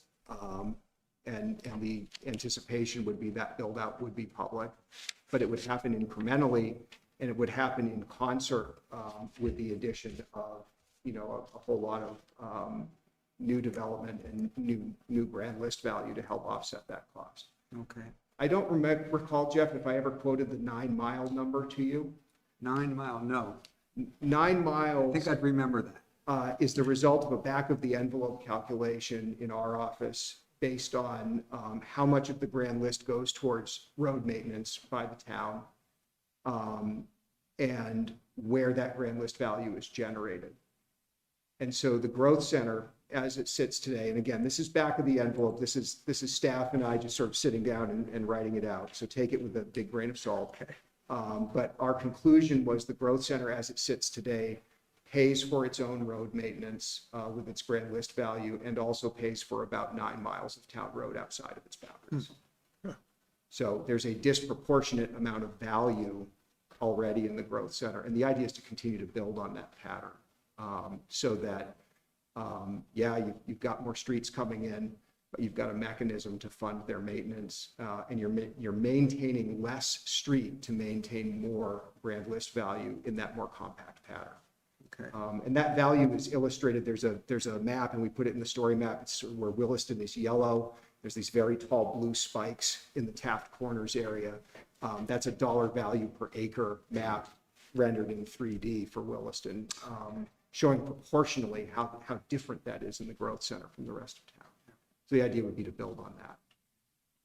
So thank you for the cost information. It leads to another concept I need to have a better sense of, and that is how static, or how, I'm going to use the word amiable, is form-based code to change over time as development pattern starts to get established, new development patterns are deemed more desirable, thinking progresses, that type of thing. So first of all, does that question make sense? And is there an answer? Sure, it does make sense. And my answer is getting a little tired, but it's the Lego set metaphor. This Is this code, better or worse than the 9 mile metaphor? this is better. I think it's more fun than the 9 mile one. The way this code is organized, the way that it manages new development and categorizes it and plans for it, we're talking about building form in terms of how many stories tall is it. And then we're setting some numbers in the draft code, but those numbers can change. You don't have to change much to say, well, turns out there's not demand for 4 stories, or it turns out there's demand for 6, and actually, 50 years from now, we can accept that. Similarly, the framework of the map of streets and green spaces is we want green spaces within a short walk from where people are going to live in this district. We want streets that create a block pattern of around 300 feet in size. But within that, there's a lot of ways to accomplish that. And the ways to change this code are through the bylaw amendment process, a process with the Planning Commission, public hearing by the Select Board. But, the other non-Lego metaphor I've used throughout is to hold up the regulating plan or official map and say, the only thing I can guarantee anybody is this district will not build out exactly like it looks on this map. It will be amended, it will be adapted. Some streets will be built, some streets will not. Some streets will be located in different places. So too for green spaces. Some development standards will stay in place for a long time. Some will change. But the framework, by going in and instead of talking about what use goes where, or exactly how many houses or apartments go on an acre of land, but instead saying what kind of building, where does it go on the site, what does it look like, what is the streetscape that it's on, it gives you a much more rigorous framework to adjust those things over time. Okay. So if I could phrase it slightly different, I shouldn't be any more worried about this code, form-based code, and its ability to change or adapt over time than I am with our current zoning approach. No, in fact, I think it's easier because the levers that can be pulled are much more obvious in this one. Okay. Oftentimes there are results we see in the current code that are really the result of interactions of things that are in a bunch of different chapters of the bylaw, plus reality, plus the DRB trying to figure it out and all of that. That's really sort of exploded apart in a code like this, where you can say, well, the challenge we're having is that dooryard depth. Let's change the number. The challenge we're having is that story height. Let's change the number, or it's that maximum footprint. Turns out, we actually started the draft with a smaller maximum footprint, around 15,000 square feet. And we talked with some folks, got some testimony about if you want to park under the building, that gets really tight for maneuvering vehicles. 20 works better. Not a big difference walking down the street between, I would struggle to know whether I was walking past a 20 or a 15,000 square foot building, but it makes a difference to the developability. So there's a lot of ability to go in and change those metrics in response to need. Okay, all right, good. Thank you. The change in the impact fee being able to be subtracted out from some of the improvements, is that considered a major incentive for developing, or is that, what do you think the impact of that is going to be? I would consider not demanding those facilities via official map and not having them offset impact fee liability as a major disincentive. Sure. To developing in this district. And in fact, we had a very early conversation with Rick Chelman, the transportation engineer who was part of our consultant team, and he was asking about the town's impact fees. And he said, can you send me the impact fees for transportation? I said, sure. And he said, so you charge the same amount for a vehicle trip no matter where in town it's generated? And I said, yeah. And he said, what's the incentive to build in your growth center? So the idea is we have that offset ability in the current bylaw. If you build something on the project list, you can offset your impact fee liability by the cost of doing that. It's just that today the project list is quite short.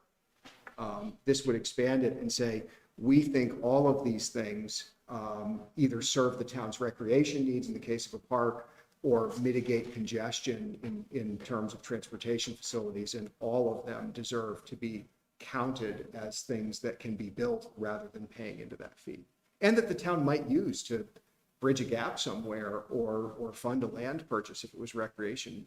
That the town might take a more active role at times in making sure that those public facilities do happen in Taft Parks. Thank you.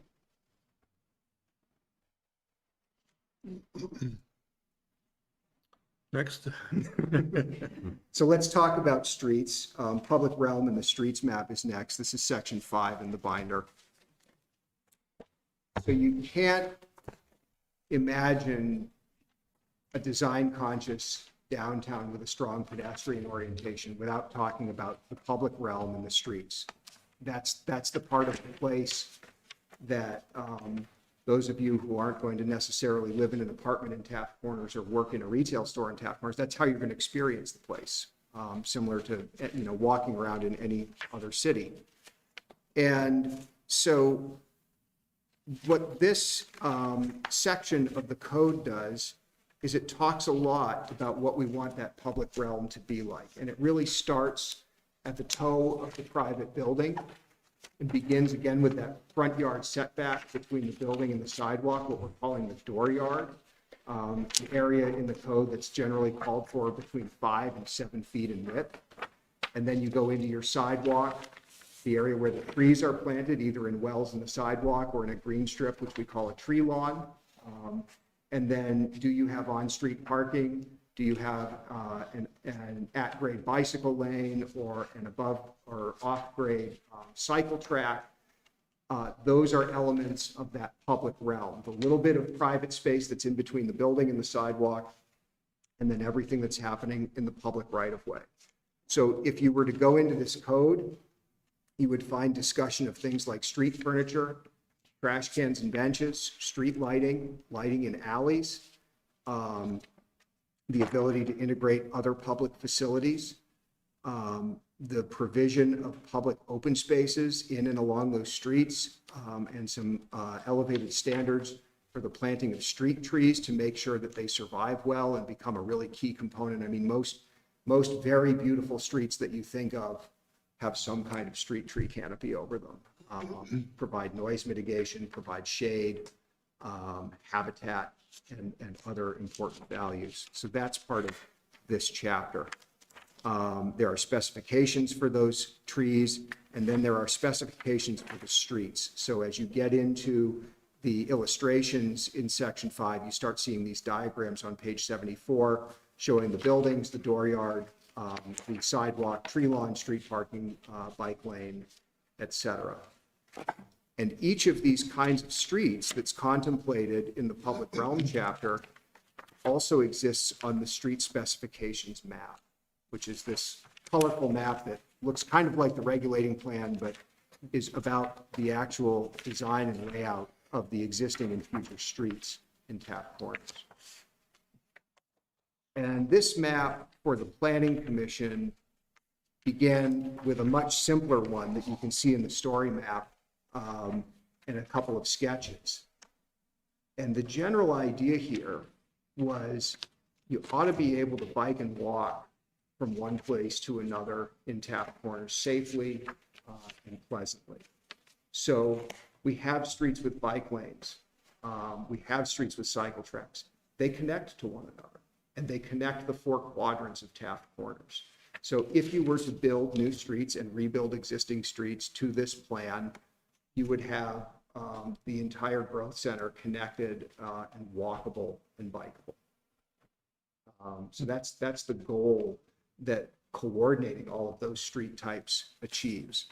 The street types are also related to the types of buildings that are imagined in the regulating plan. So you have smaller, calmer residential streets in some of the outer areas where we're talking about buildings between 2 and maybe 3 stories, more of a row home pattern. And you have streets that are really more major arteries that are going to need to continue to move a lot of cars, but also might move a lot of bikes and a lot of pedestrians.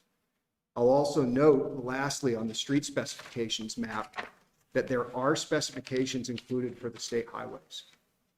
They look very, very different from what those state highways are today, predominantly in their inclusion of bicycle and pedestrian facilities, and in no longer using a ditch section for drainage along those streets. 2 and 2A are truly, rural state highways that run through the heart of Taft Corners. This sets out a goal to potentially evolve those streets into something different.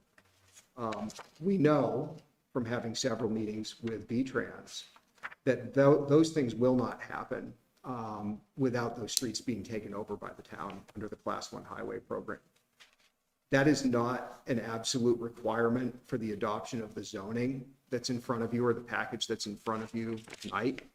But it is something that's critical to achieving the full vision that's imagined and on which this code is based. So, over time, the idea that you would evolve those highways to continue to move cars like they do today, but also to move people and also to provide access to an infilled grid of new streets. So that's street specifications.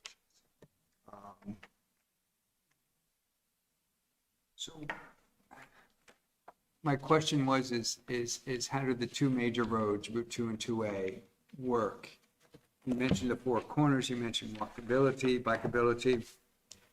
So I've gotten a partial, concept of how it works. The town needs to take over those roads from V-Trans.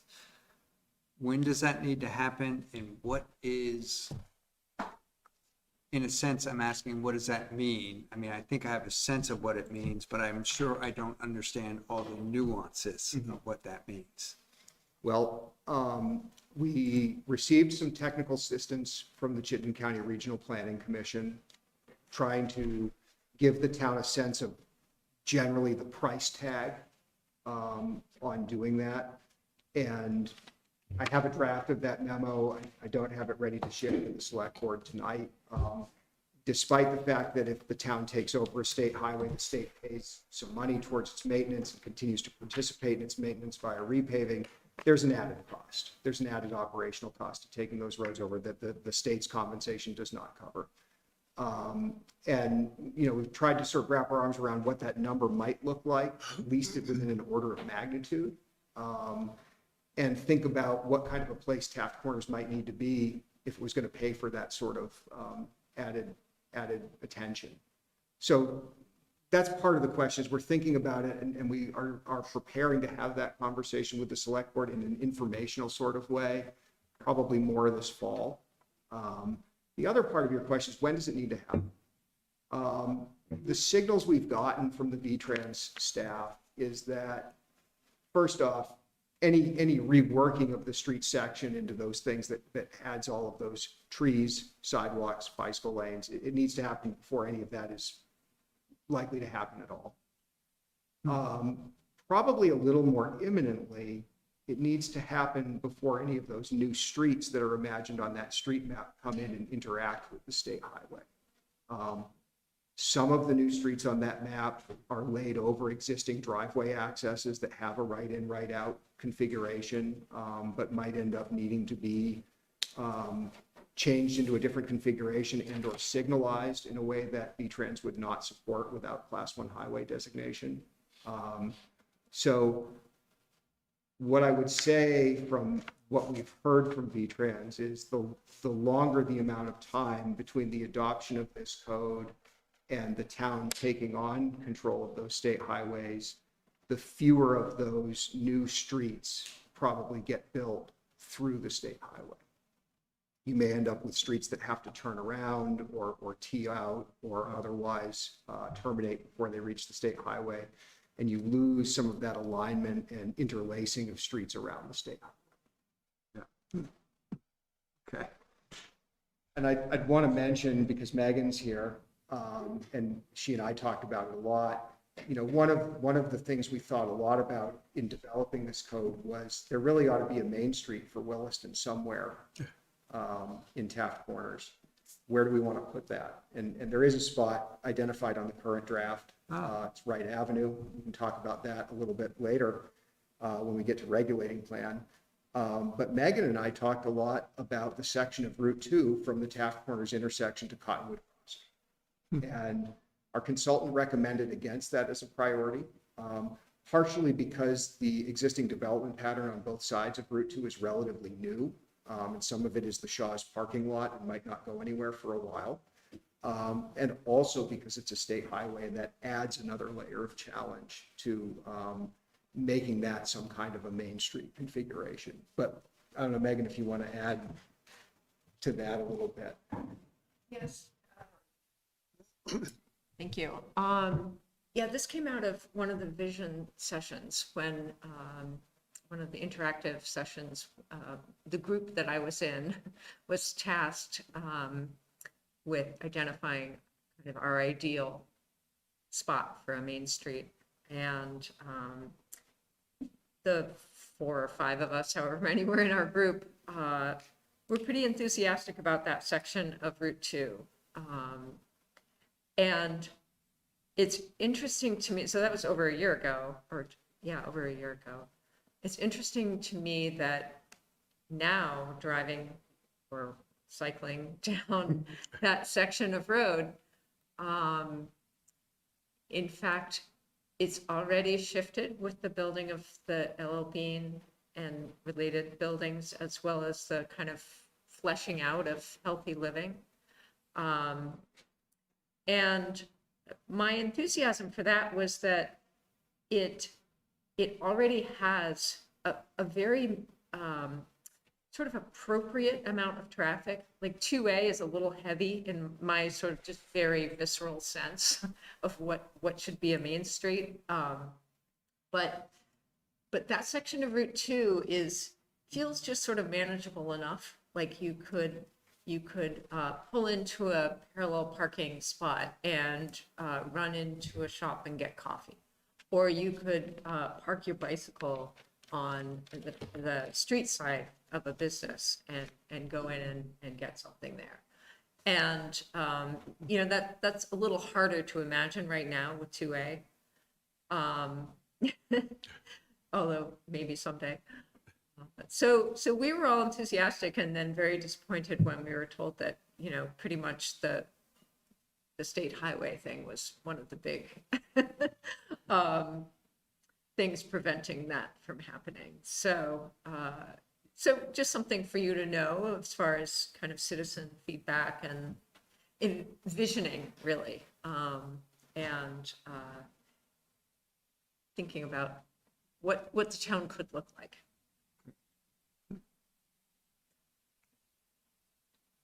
Interesting, Main Street.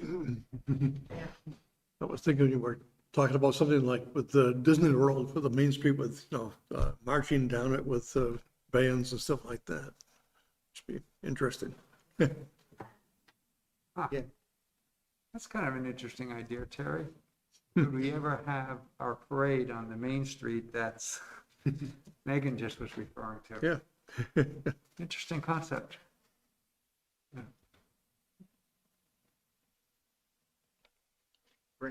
Just thinking about the trees, I was looking at the list of trees, and they look like a good interspersing of different varieties, which is good because, as we know, with the ash trees, all of them are probably going to disappear for too long, and that sort of goes in cycles with the various things that we do. So if we could get a good mix of them, that would probably be the best thing we can do. Mm-hmm. Terrific. Chap? If I could add two things you didn't ask. The first is, key to the street cross sections is the concept of alleys. And on the regulating plan, you'll see there's alleys in every block. And what it means is as much, to me, value to pedestrians and bicycle use as bicycle paths and so forth, because it means there's not a driveway every so often. And as we increase density, we wind up with things like happen in the hamlet, where you have so many driveways that the sidewalk, you can't bike on the sidewalk safely, and you have trouble with where to put snow. So in this regulating plan, that concept of alleys, which is not public space, it's private space, but it has some specifications, is really key. And once you do that, you can imagine how the streetscape becomes much more pedestrian friendly, because you're not being interrupted all the time. The other thing I wanted to share is that, to me, actually an example of that, along Zephyr Road, where the townhouses are and the parking and garages are behind, it's sort of that feeling. The other thing is on Route 2A and Route 2, to me, those boulevard approaches with a divider, with trees in the middle, is much like what South Burlington did on Dorset Street, where Dorset Street handles a lot of volume, but the middle section of it, where they put the divider in and left turn lanes and so forth, I think that's what we're looking at more. And finally, I didn't say I was going to say this, but when you ask the question about impact fees and cost to developers of building roads, this development pattern is so dense that it will increase the value of land being developed. And so there's an inherent advantage to building that grid of roads. So, thanks. Thank you. Moving on. Sure, and I'll just mention that concept of alley access for most things, for parking, for deliveries, for loading, et cetera, is key to maintaining that continuous streetscape, as Chapin mentioned.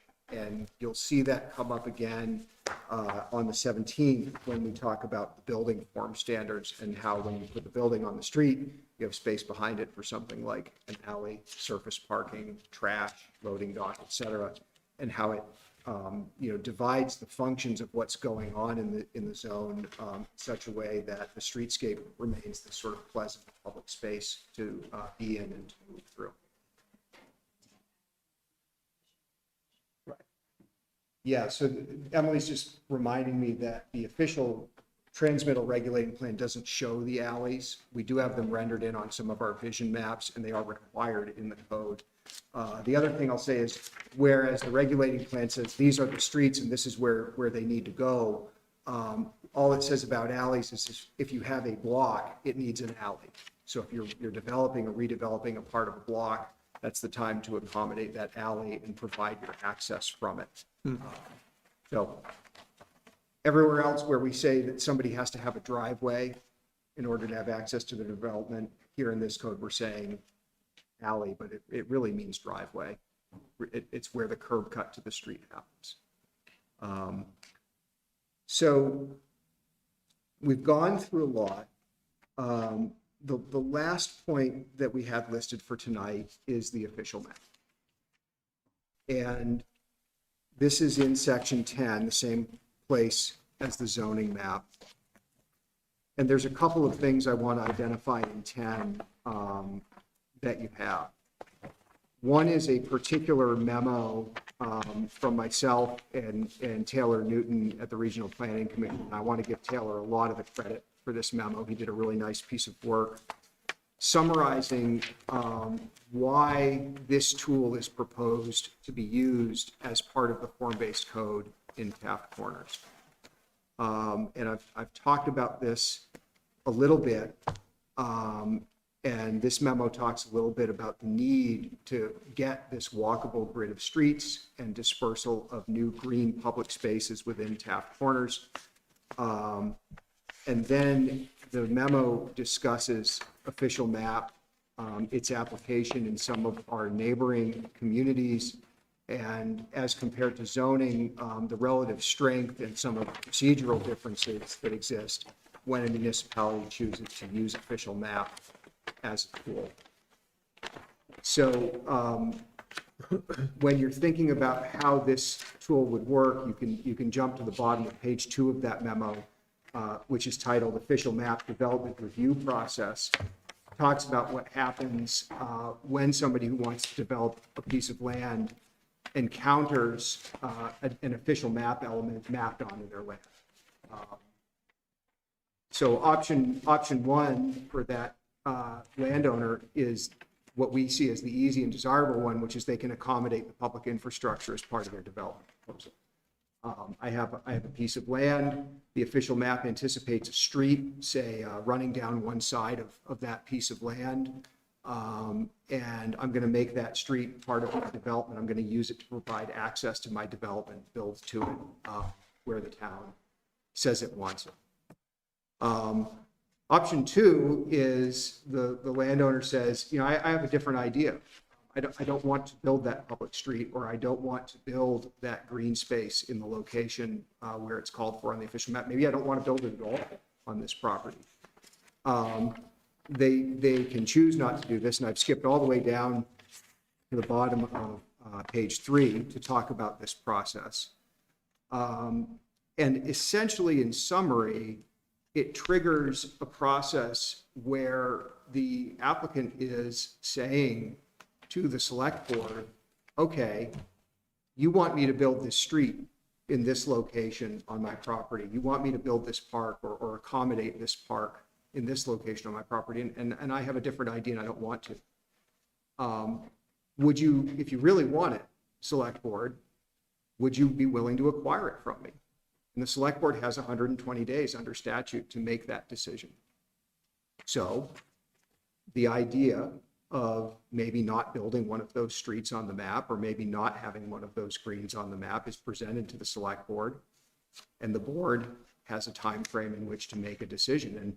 And if you don't have any money, it may be a fairly easy decision. Or if you have limited funds, say in the rec fee or in the transportation impact fee or in some other budget mechanism you've created, and you say, this facility is really important to us, we really do want it. That can happen, that you go into negotiations with the applicant about the price and about doing that. And if that falls apart, it leads to a process that looks a lot like eminent domain. Essentially, a taking with a compensation that's adjudicated by another party in the legal realm. So it's a very strong tool if the board wants to use it that way.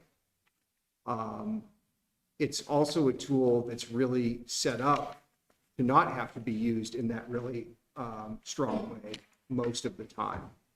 And the experience of our neighboring communities is that most development that's subject to official map does accommodate the facility. And I'll also sort of mention that if somebody with an interest in developing in this district had a plan to do something that was different from what the official map showed, they could also approach the select board via the planning commission and say, I have a plan to change this map. I'd like you to think about, and I'd like you to consider that as a zoning bylaw amendment. And that process could happen prior to a development proposal.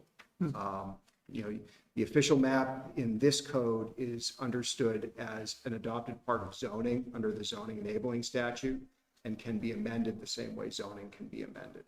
So, you know, this is a draft code and a regulating plan and an official map based on a vision that's thinking about development that might happen in Taft Corners over the next 50 or 60 or more years.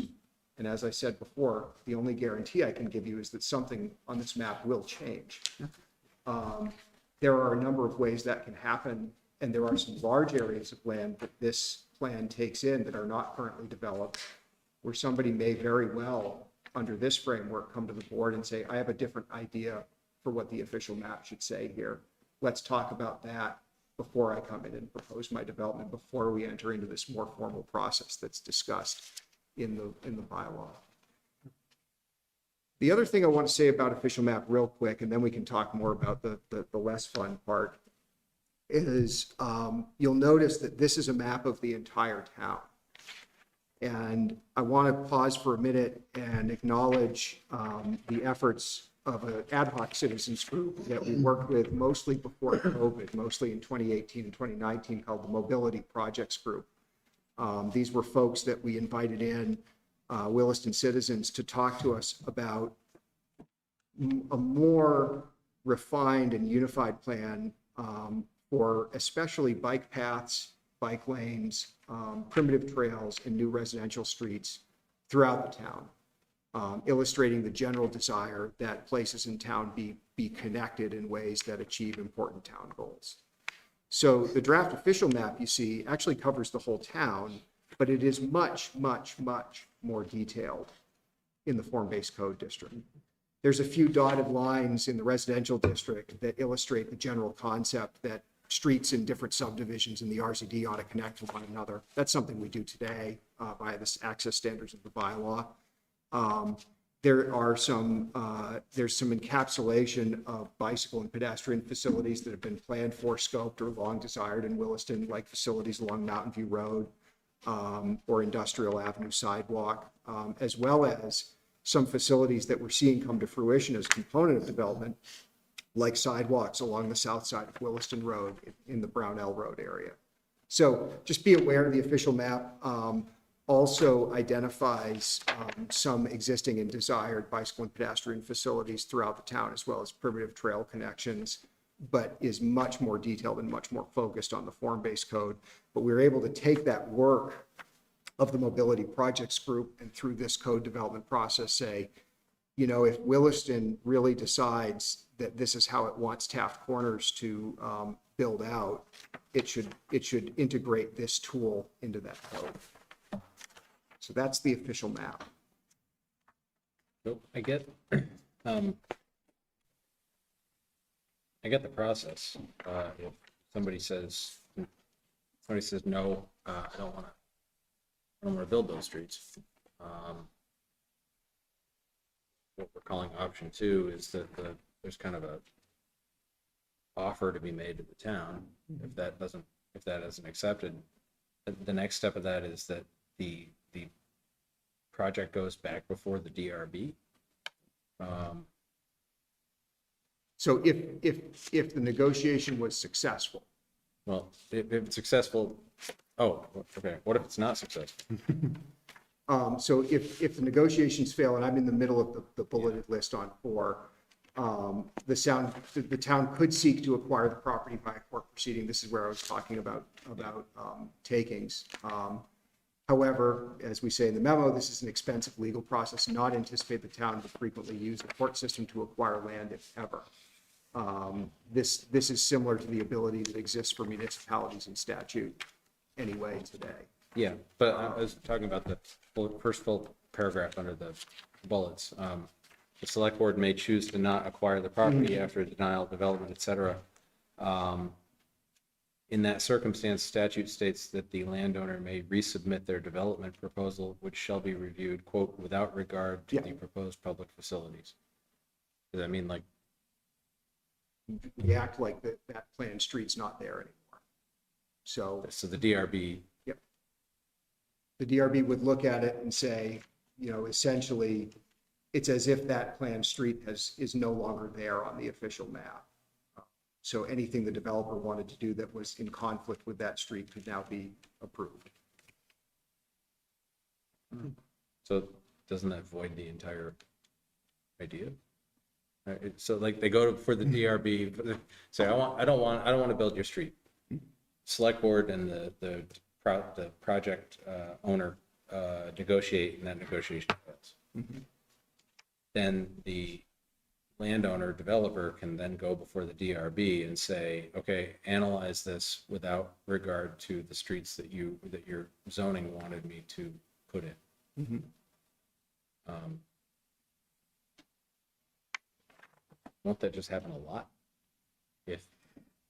Isn't that kind of like a shoots and ladders? Like, hey, the way out is right over here. I mean, Right. just negotiate with the town. They say no,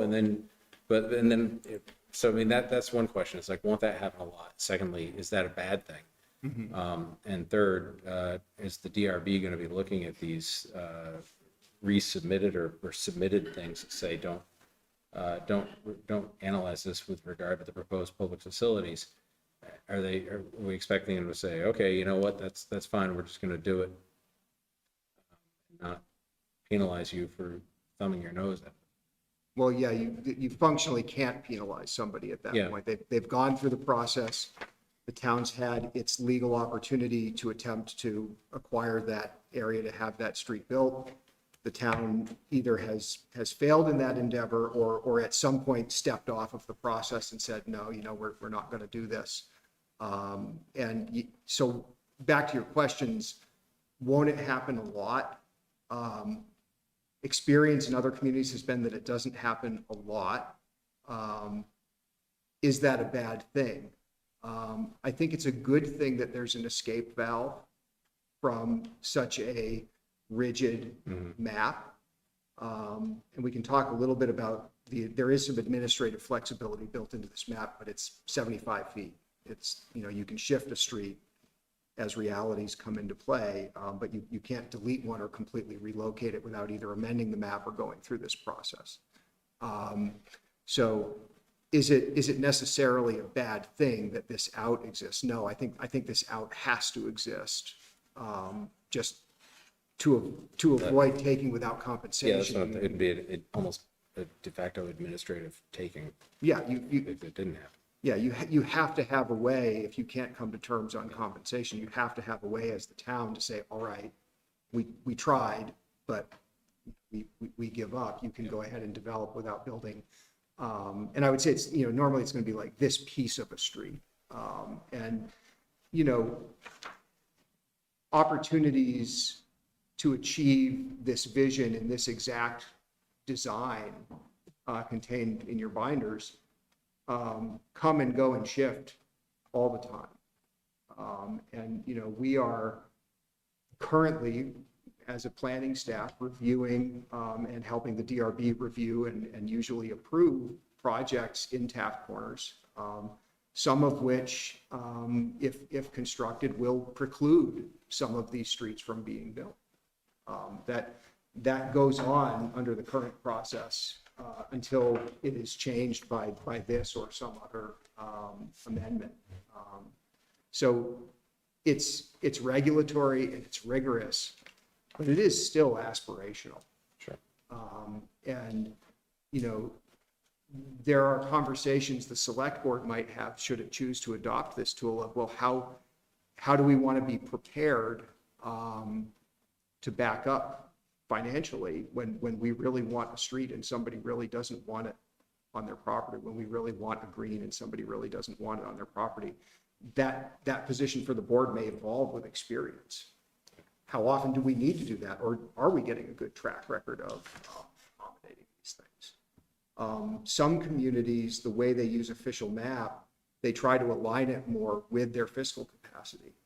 So Heinsberg has some street connections that are really planned for to come to fruition as part of private development. They also have some public spaces that they anticipate on their official map, but they don't put everything they've ever wanted in every district on their official map. They put the ones on that they have in their capital plan. So, you know, there's an understanding, I think, that lives behind the adoption of a tool like this, that it's only as good as those other mechanisms, including funding, that the town wants to adopt to reinforce it. Maybe we should develop a relationship with Deutsche Bank. Yeah. I understand they give loans out to people who may not be able to pay. You know, this is as good a time as any to just sort of summarize something that comes out of a vision in the code, which is making all of this happen does anticipate a sort of a different way of the town relating to the Taft Corners area. And I would summarize that as saying a lot of the way the town relates to Taft Corners today and in the past as well, we're going to make the rules and you private sector go follow them, and we'll get what we get. This code and vision fully achieved requires a more active participation in Taft Corners. I mean, when we're looking with the Planning Commission at the idea of wanting public green spaces in Taft Corners, it's worth remembering that we have 0 publicly owned green spaces in Taft Corners today. We have private green spaces, and we have areas that we regulate a little bit differently, like the borough of Nat'l, where we preclude development via town plan, but we don't own it. We don't manage it for public recreation. We rely on the creation of private green spaces as a component of development under the current bylaw, with varying degrees of utility and success.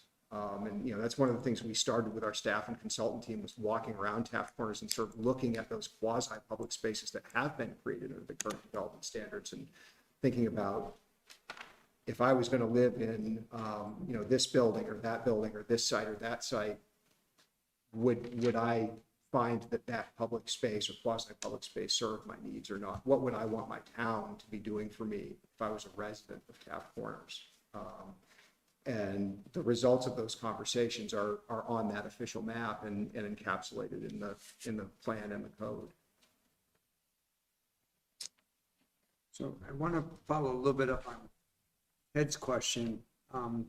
Still in that same paragraph, and the concept of, you know, if the negotiations fail, and I assume that's primarily a monetary negotiation. The concept, or where it says, without regard to the proposed public facilities, would that exclude the town being able to say, okay, we haven't come to an agreement, but you still need to, let's say, keep space open for a road that we feel is a critical road that has to go here. We just can't come to an agreement with you over, you know, how to pay for that road. Does that question make sense? In other words, does that statement, without regard to proposed public facilities, mean that through the review process, land couldn't be set aside for, let's say, infrastructure or road, or maybe open space that is considered important or critical? So the first sentence of that paragraph says, select board may choose to not acquire the property. Right. And what that says to me, and what I think I see in that, is what the applicant's being asked to do is accommodate the future public facility. It may be to their advantage to build it, either to provide physical access to the property or to meet needed requirements for things like open space, but it may not. It may simply be put an easement on that goes to the town, or irrevocable offer, and leave that space such that the town can come in at a later date and develop it further. Right. How that might, so number one, yes, that's considered a positive resolution of the tension between the private landowner and the official map. Sure, let me build my building, I'll stay out of the way of that road you want, and I'll give you the irrevocable offer, but I don't need that road right now as the developer, so I don't want to build it. Now, the incentive that comes in is, well, I might get the value of that land against my impact fee liability. but I don't get my cost of building that road against my impact fee liability. It's not building it. The town's going to need to come in and spend funds to build that road later if it wants it. But making space for and building around or building as if that street or green is going to be there is every bit accommodating it, just as building it as part of the project is in the eyes of official map. Does the concept of the specific plan go away with form-based code? It does. There was vigorous conversation with the planning commission about that. Megan and Chapin, I don't know if you'd like to come up, but we talked a lot about that. And for folks who are, don't have specific plan on the tip of your brain, specific plan exists in the current bylaw. It's applicable anywhere in town. And it's essentially a proposition that somebody with a development that's not fully compatible with the town's bylaws can propose to modify those bylaws to the extent necessary to accommodate their development in balance with the conveyance of some kind of a defined public benefit to the town. And those types of public benefits, including things like job creation, job retention, affordable housing, or important infrastructure, are listed in the bylaw.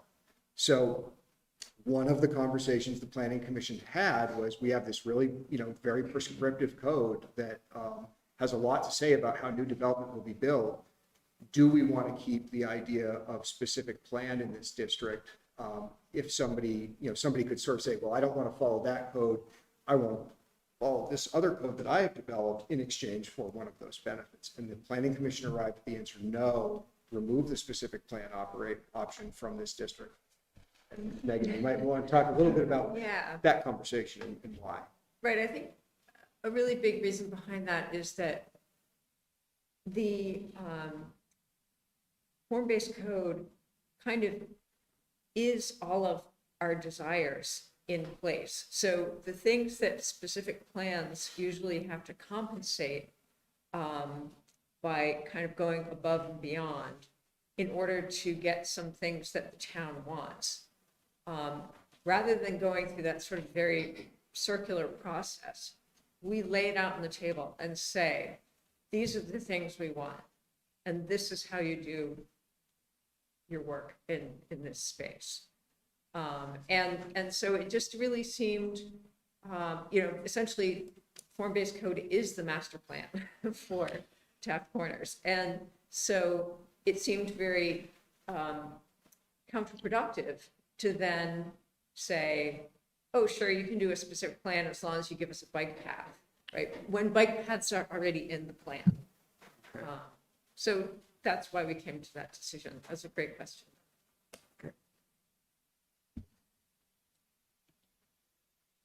I guess, and I'm not disagreeing in any way, partly because I actually have some conceptual difficulty with the specific plan process, but that's neither here nor there. I guess just to query that a little bit further, some of those non-infrastructure related benefits that a developer could provide through the specific plan process, like job creation, like, I don't know, what would be Affordable housing. affordable housing, right? Those goals wouldn't sway the planning commission's feeling about whether specific plans should be allowed in those benefits to the town aren't enough to sway your opinion about whether specific plans should be allowed in this new form-based code area. So I think it's important to understand that the form-based code already will be generating a lot more housing and in a fairly concentrated area. And our hope is that it will be diverse types of housing so that single person households all the way up through families can access it. And we have begun the process of looking at some other mechanisms to expand the requirements or incentives for affordable housing within this district. So I think that the, the potential achievement of affordable housing in form-based code is higher than it would be if we had lots of patchwork-specific plans that required this and that and the other for affordable housing. So I think, you know, again, it's sort of baked in to the process of form-based code that we are, although there's not, you know, a specific inclusionary zoning at this point, we're sort of creating the conditions under which a great deal more affordable housing could be generated. Similarly, I think the form-based code creates the conditions under which a lot of job expansion could happen. Now, one thing is that we already have a lot of jobs in Williston. And I'm not saying we don't need more, but if we are interested in having people able to live close to their jobs, then what we need right now is actually additional residential capacity. So when you have a density of residents, you're also going to have new opportunities for small businesses. You're going to have new opportunities for things like restaurants or entertainment spaces, for you know, yoga studios or whatever it is that people want. And so in the sense of not just job creation, but kind of stimulating even business formations, that we're, again, is creating the conditions for those to happen. And, you know, with specific plan, there's also a bit of a weakness because an applicant can, you know, do some kind of a study and make a bunch of promises about number of jobs that might come to pass, and then a pandemic hits, or whatever, or they get bought, or you know, businesses are not static. And so hinging a lot of the value of the town on the uncertainties of what might come to pass under a specific plan is actually kind of risky. Form-based code takes a lot of that out of play. I have to, sorry, I don't mean to be, I'm gonna be a little bit negative, I apologize for that. I don't quite get how the form-based code would encourage affordable housing. You've got, you know, a developer, he or she's interested in building a building, complying with our code. You know, the first floor, maybe you know, the ground floor will be retail. Apartments on the whatever stories are above that. What would be the incentive to do affordable housing versus higher rate, whatever, market housing? Well, I will turn to Matt in a second, but I think one of the basic pieces to consider is that multi-story housing, of course, has a lot of economic and environmental benefits. So lower material costs, energy efficiency, you know, an extra story on one particular footprint is much less costly to build than a completely separate building. And then it has ongoing, as I said, ongoing benefits in terms of things like energy use. That higher level of density of residents also allows efficiencies of things like public transportation. Public transportation is a really key element of providing affordable housing. And so when it's more economically feasible to build that fourth story or fifth story, or whatever we end up deciding, and it's in a concentrated development pattern that allows for public transportation. Those are two really important kind of ingredients for, again, creating the conditions for affordable housing. But I'm going to turn to Matt because I think he's got some more specific details on that. Sure. The first part is I would second everything Megan said about the form-based code setting the table for a density and development pattern that would enable housing to be created that is affordable. So you're sharing the high cost of land, access, and infrastructure across a greater number of units. That increases the potential that those units can come to market a little more affordably. The other part is, I'm going to agree with you, it doesn't do everything to create affordable housing. And, you know, a lot of our affordable housing conversations, and I'm sure some of the ones this group has been part of, start with that. Well, what kind of affordable are we talking about here? Are we talking about affordable to a family making 100%, 80%, 60%, or something lower than that of the median income? And so the focus of the form-based code has been very much on getting the building form and the development pattern right. This is an area that is more accessible to transit than any other in town. That's more walkable to more employment opportunities than any other area in town, and it's more connected to the rest of the region than any other area in town. So those things are all really important for affordability too.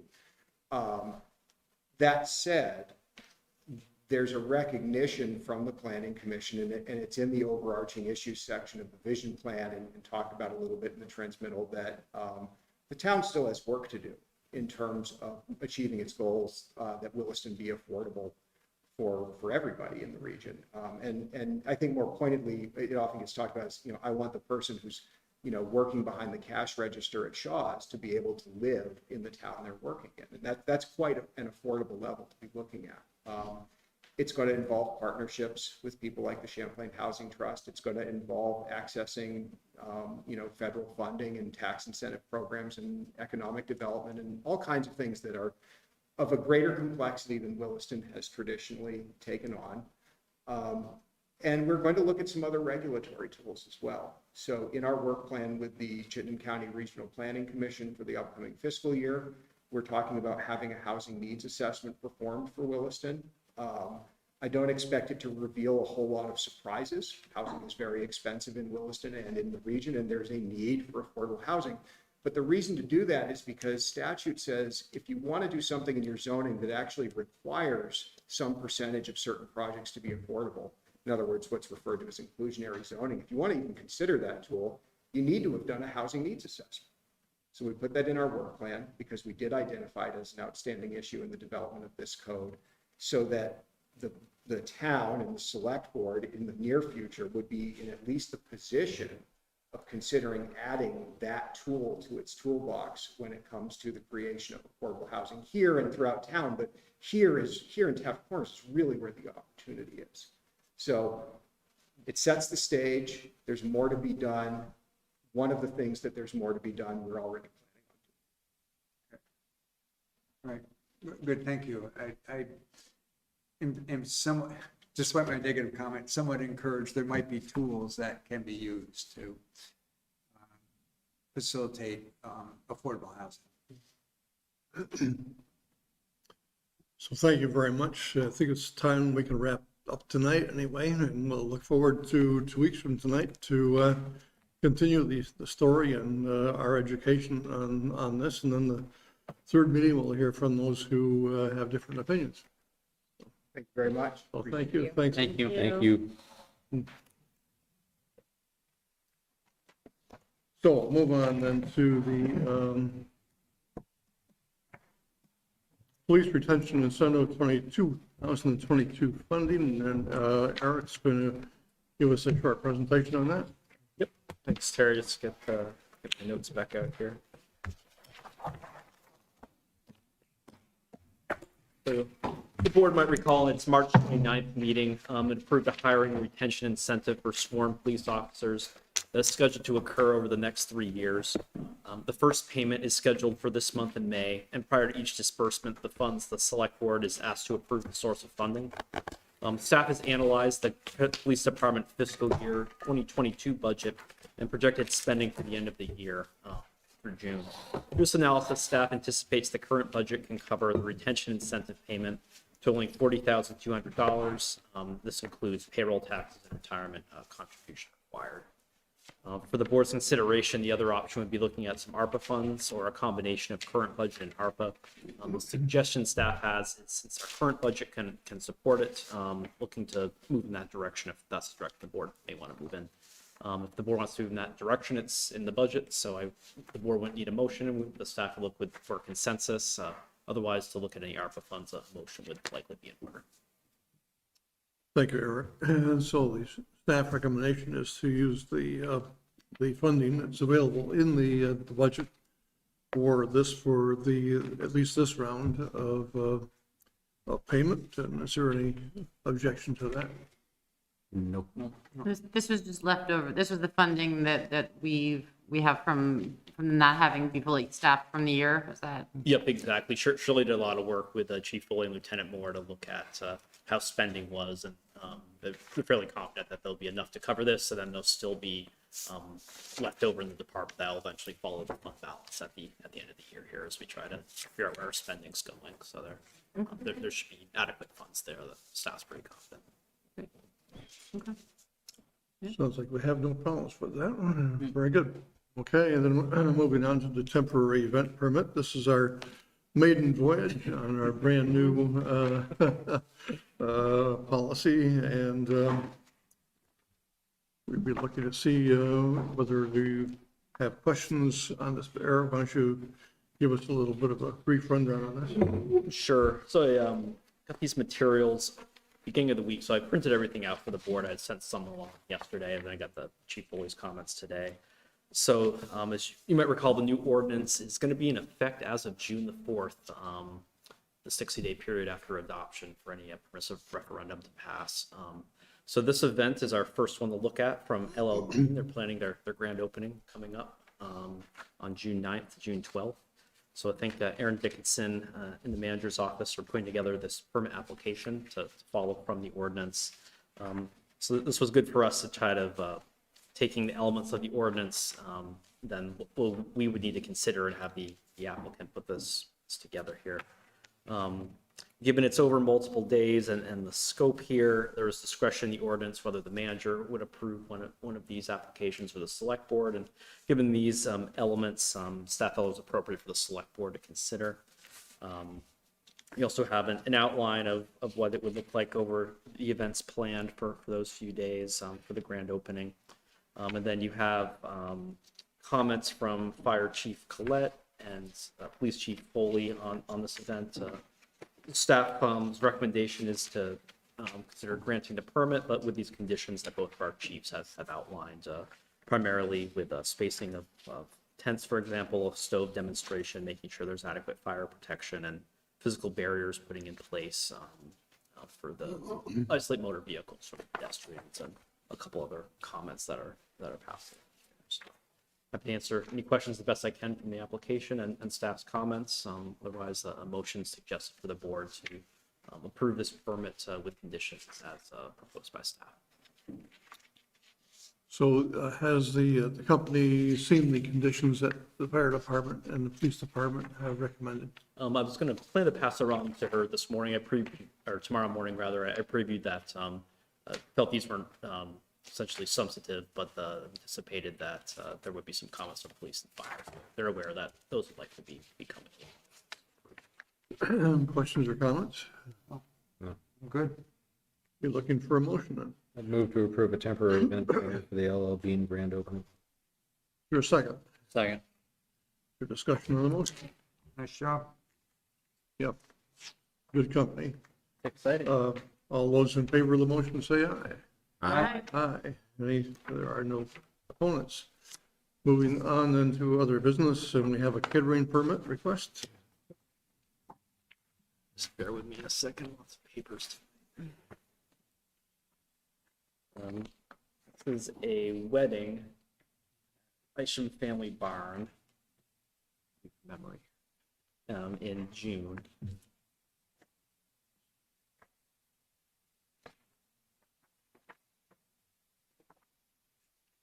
My apologies, it's here.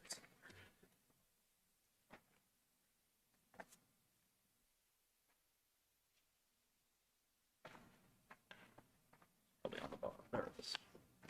From Waterfront Yogurt and Sandwich Company, a catering group out of Shelburne, for a wedding reception at Isham Family Farm on June 18th from 3 to 10 p.m. Anticipating 125 persons. Should the board approve this for a catering permit, I'll remind them of the conditions that they have for any noise at that condition of use there. So with these, given this is permitted for wedding reception, staff have any objections to this catering? No objection from staff. Any questions for Eric on this? Maybe looking for a motion.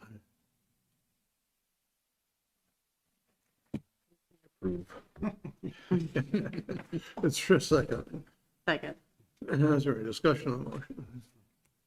All those in favor of the motion say aye. Aye. There are no no's.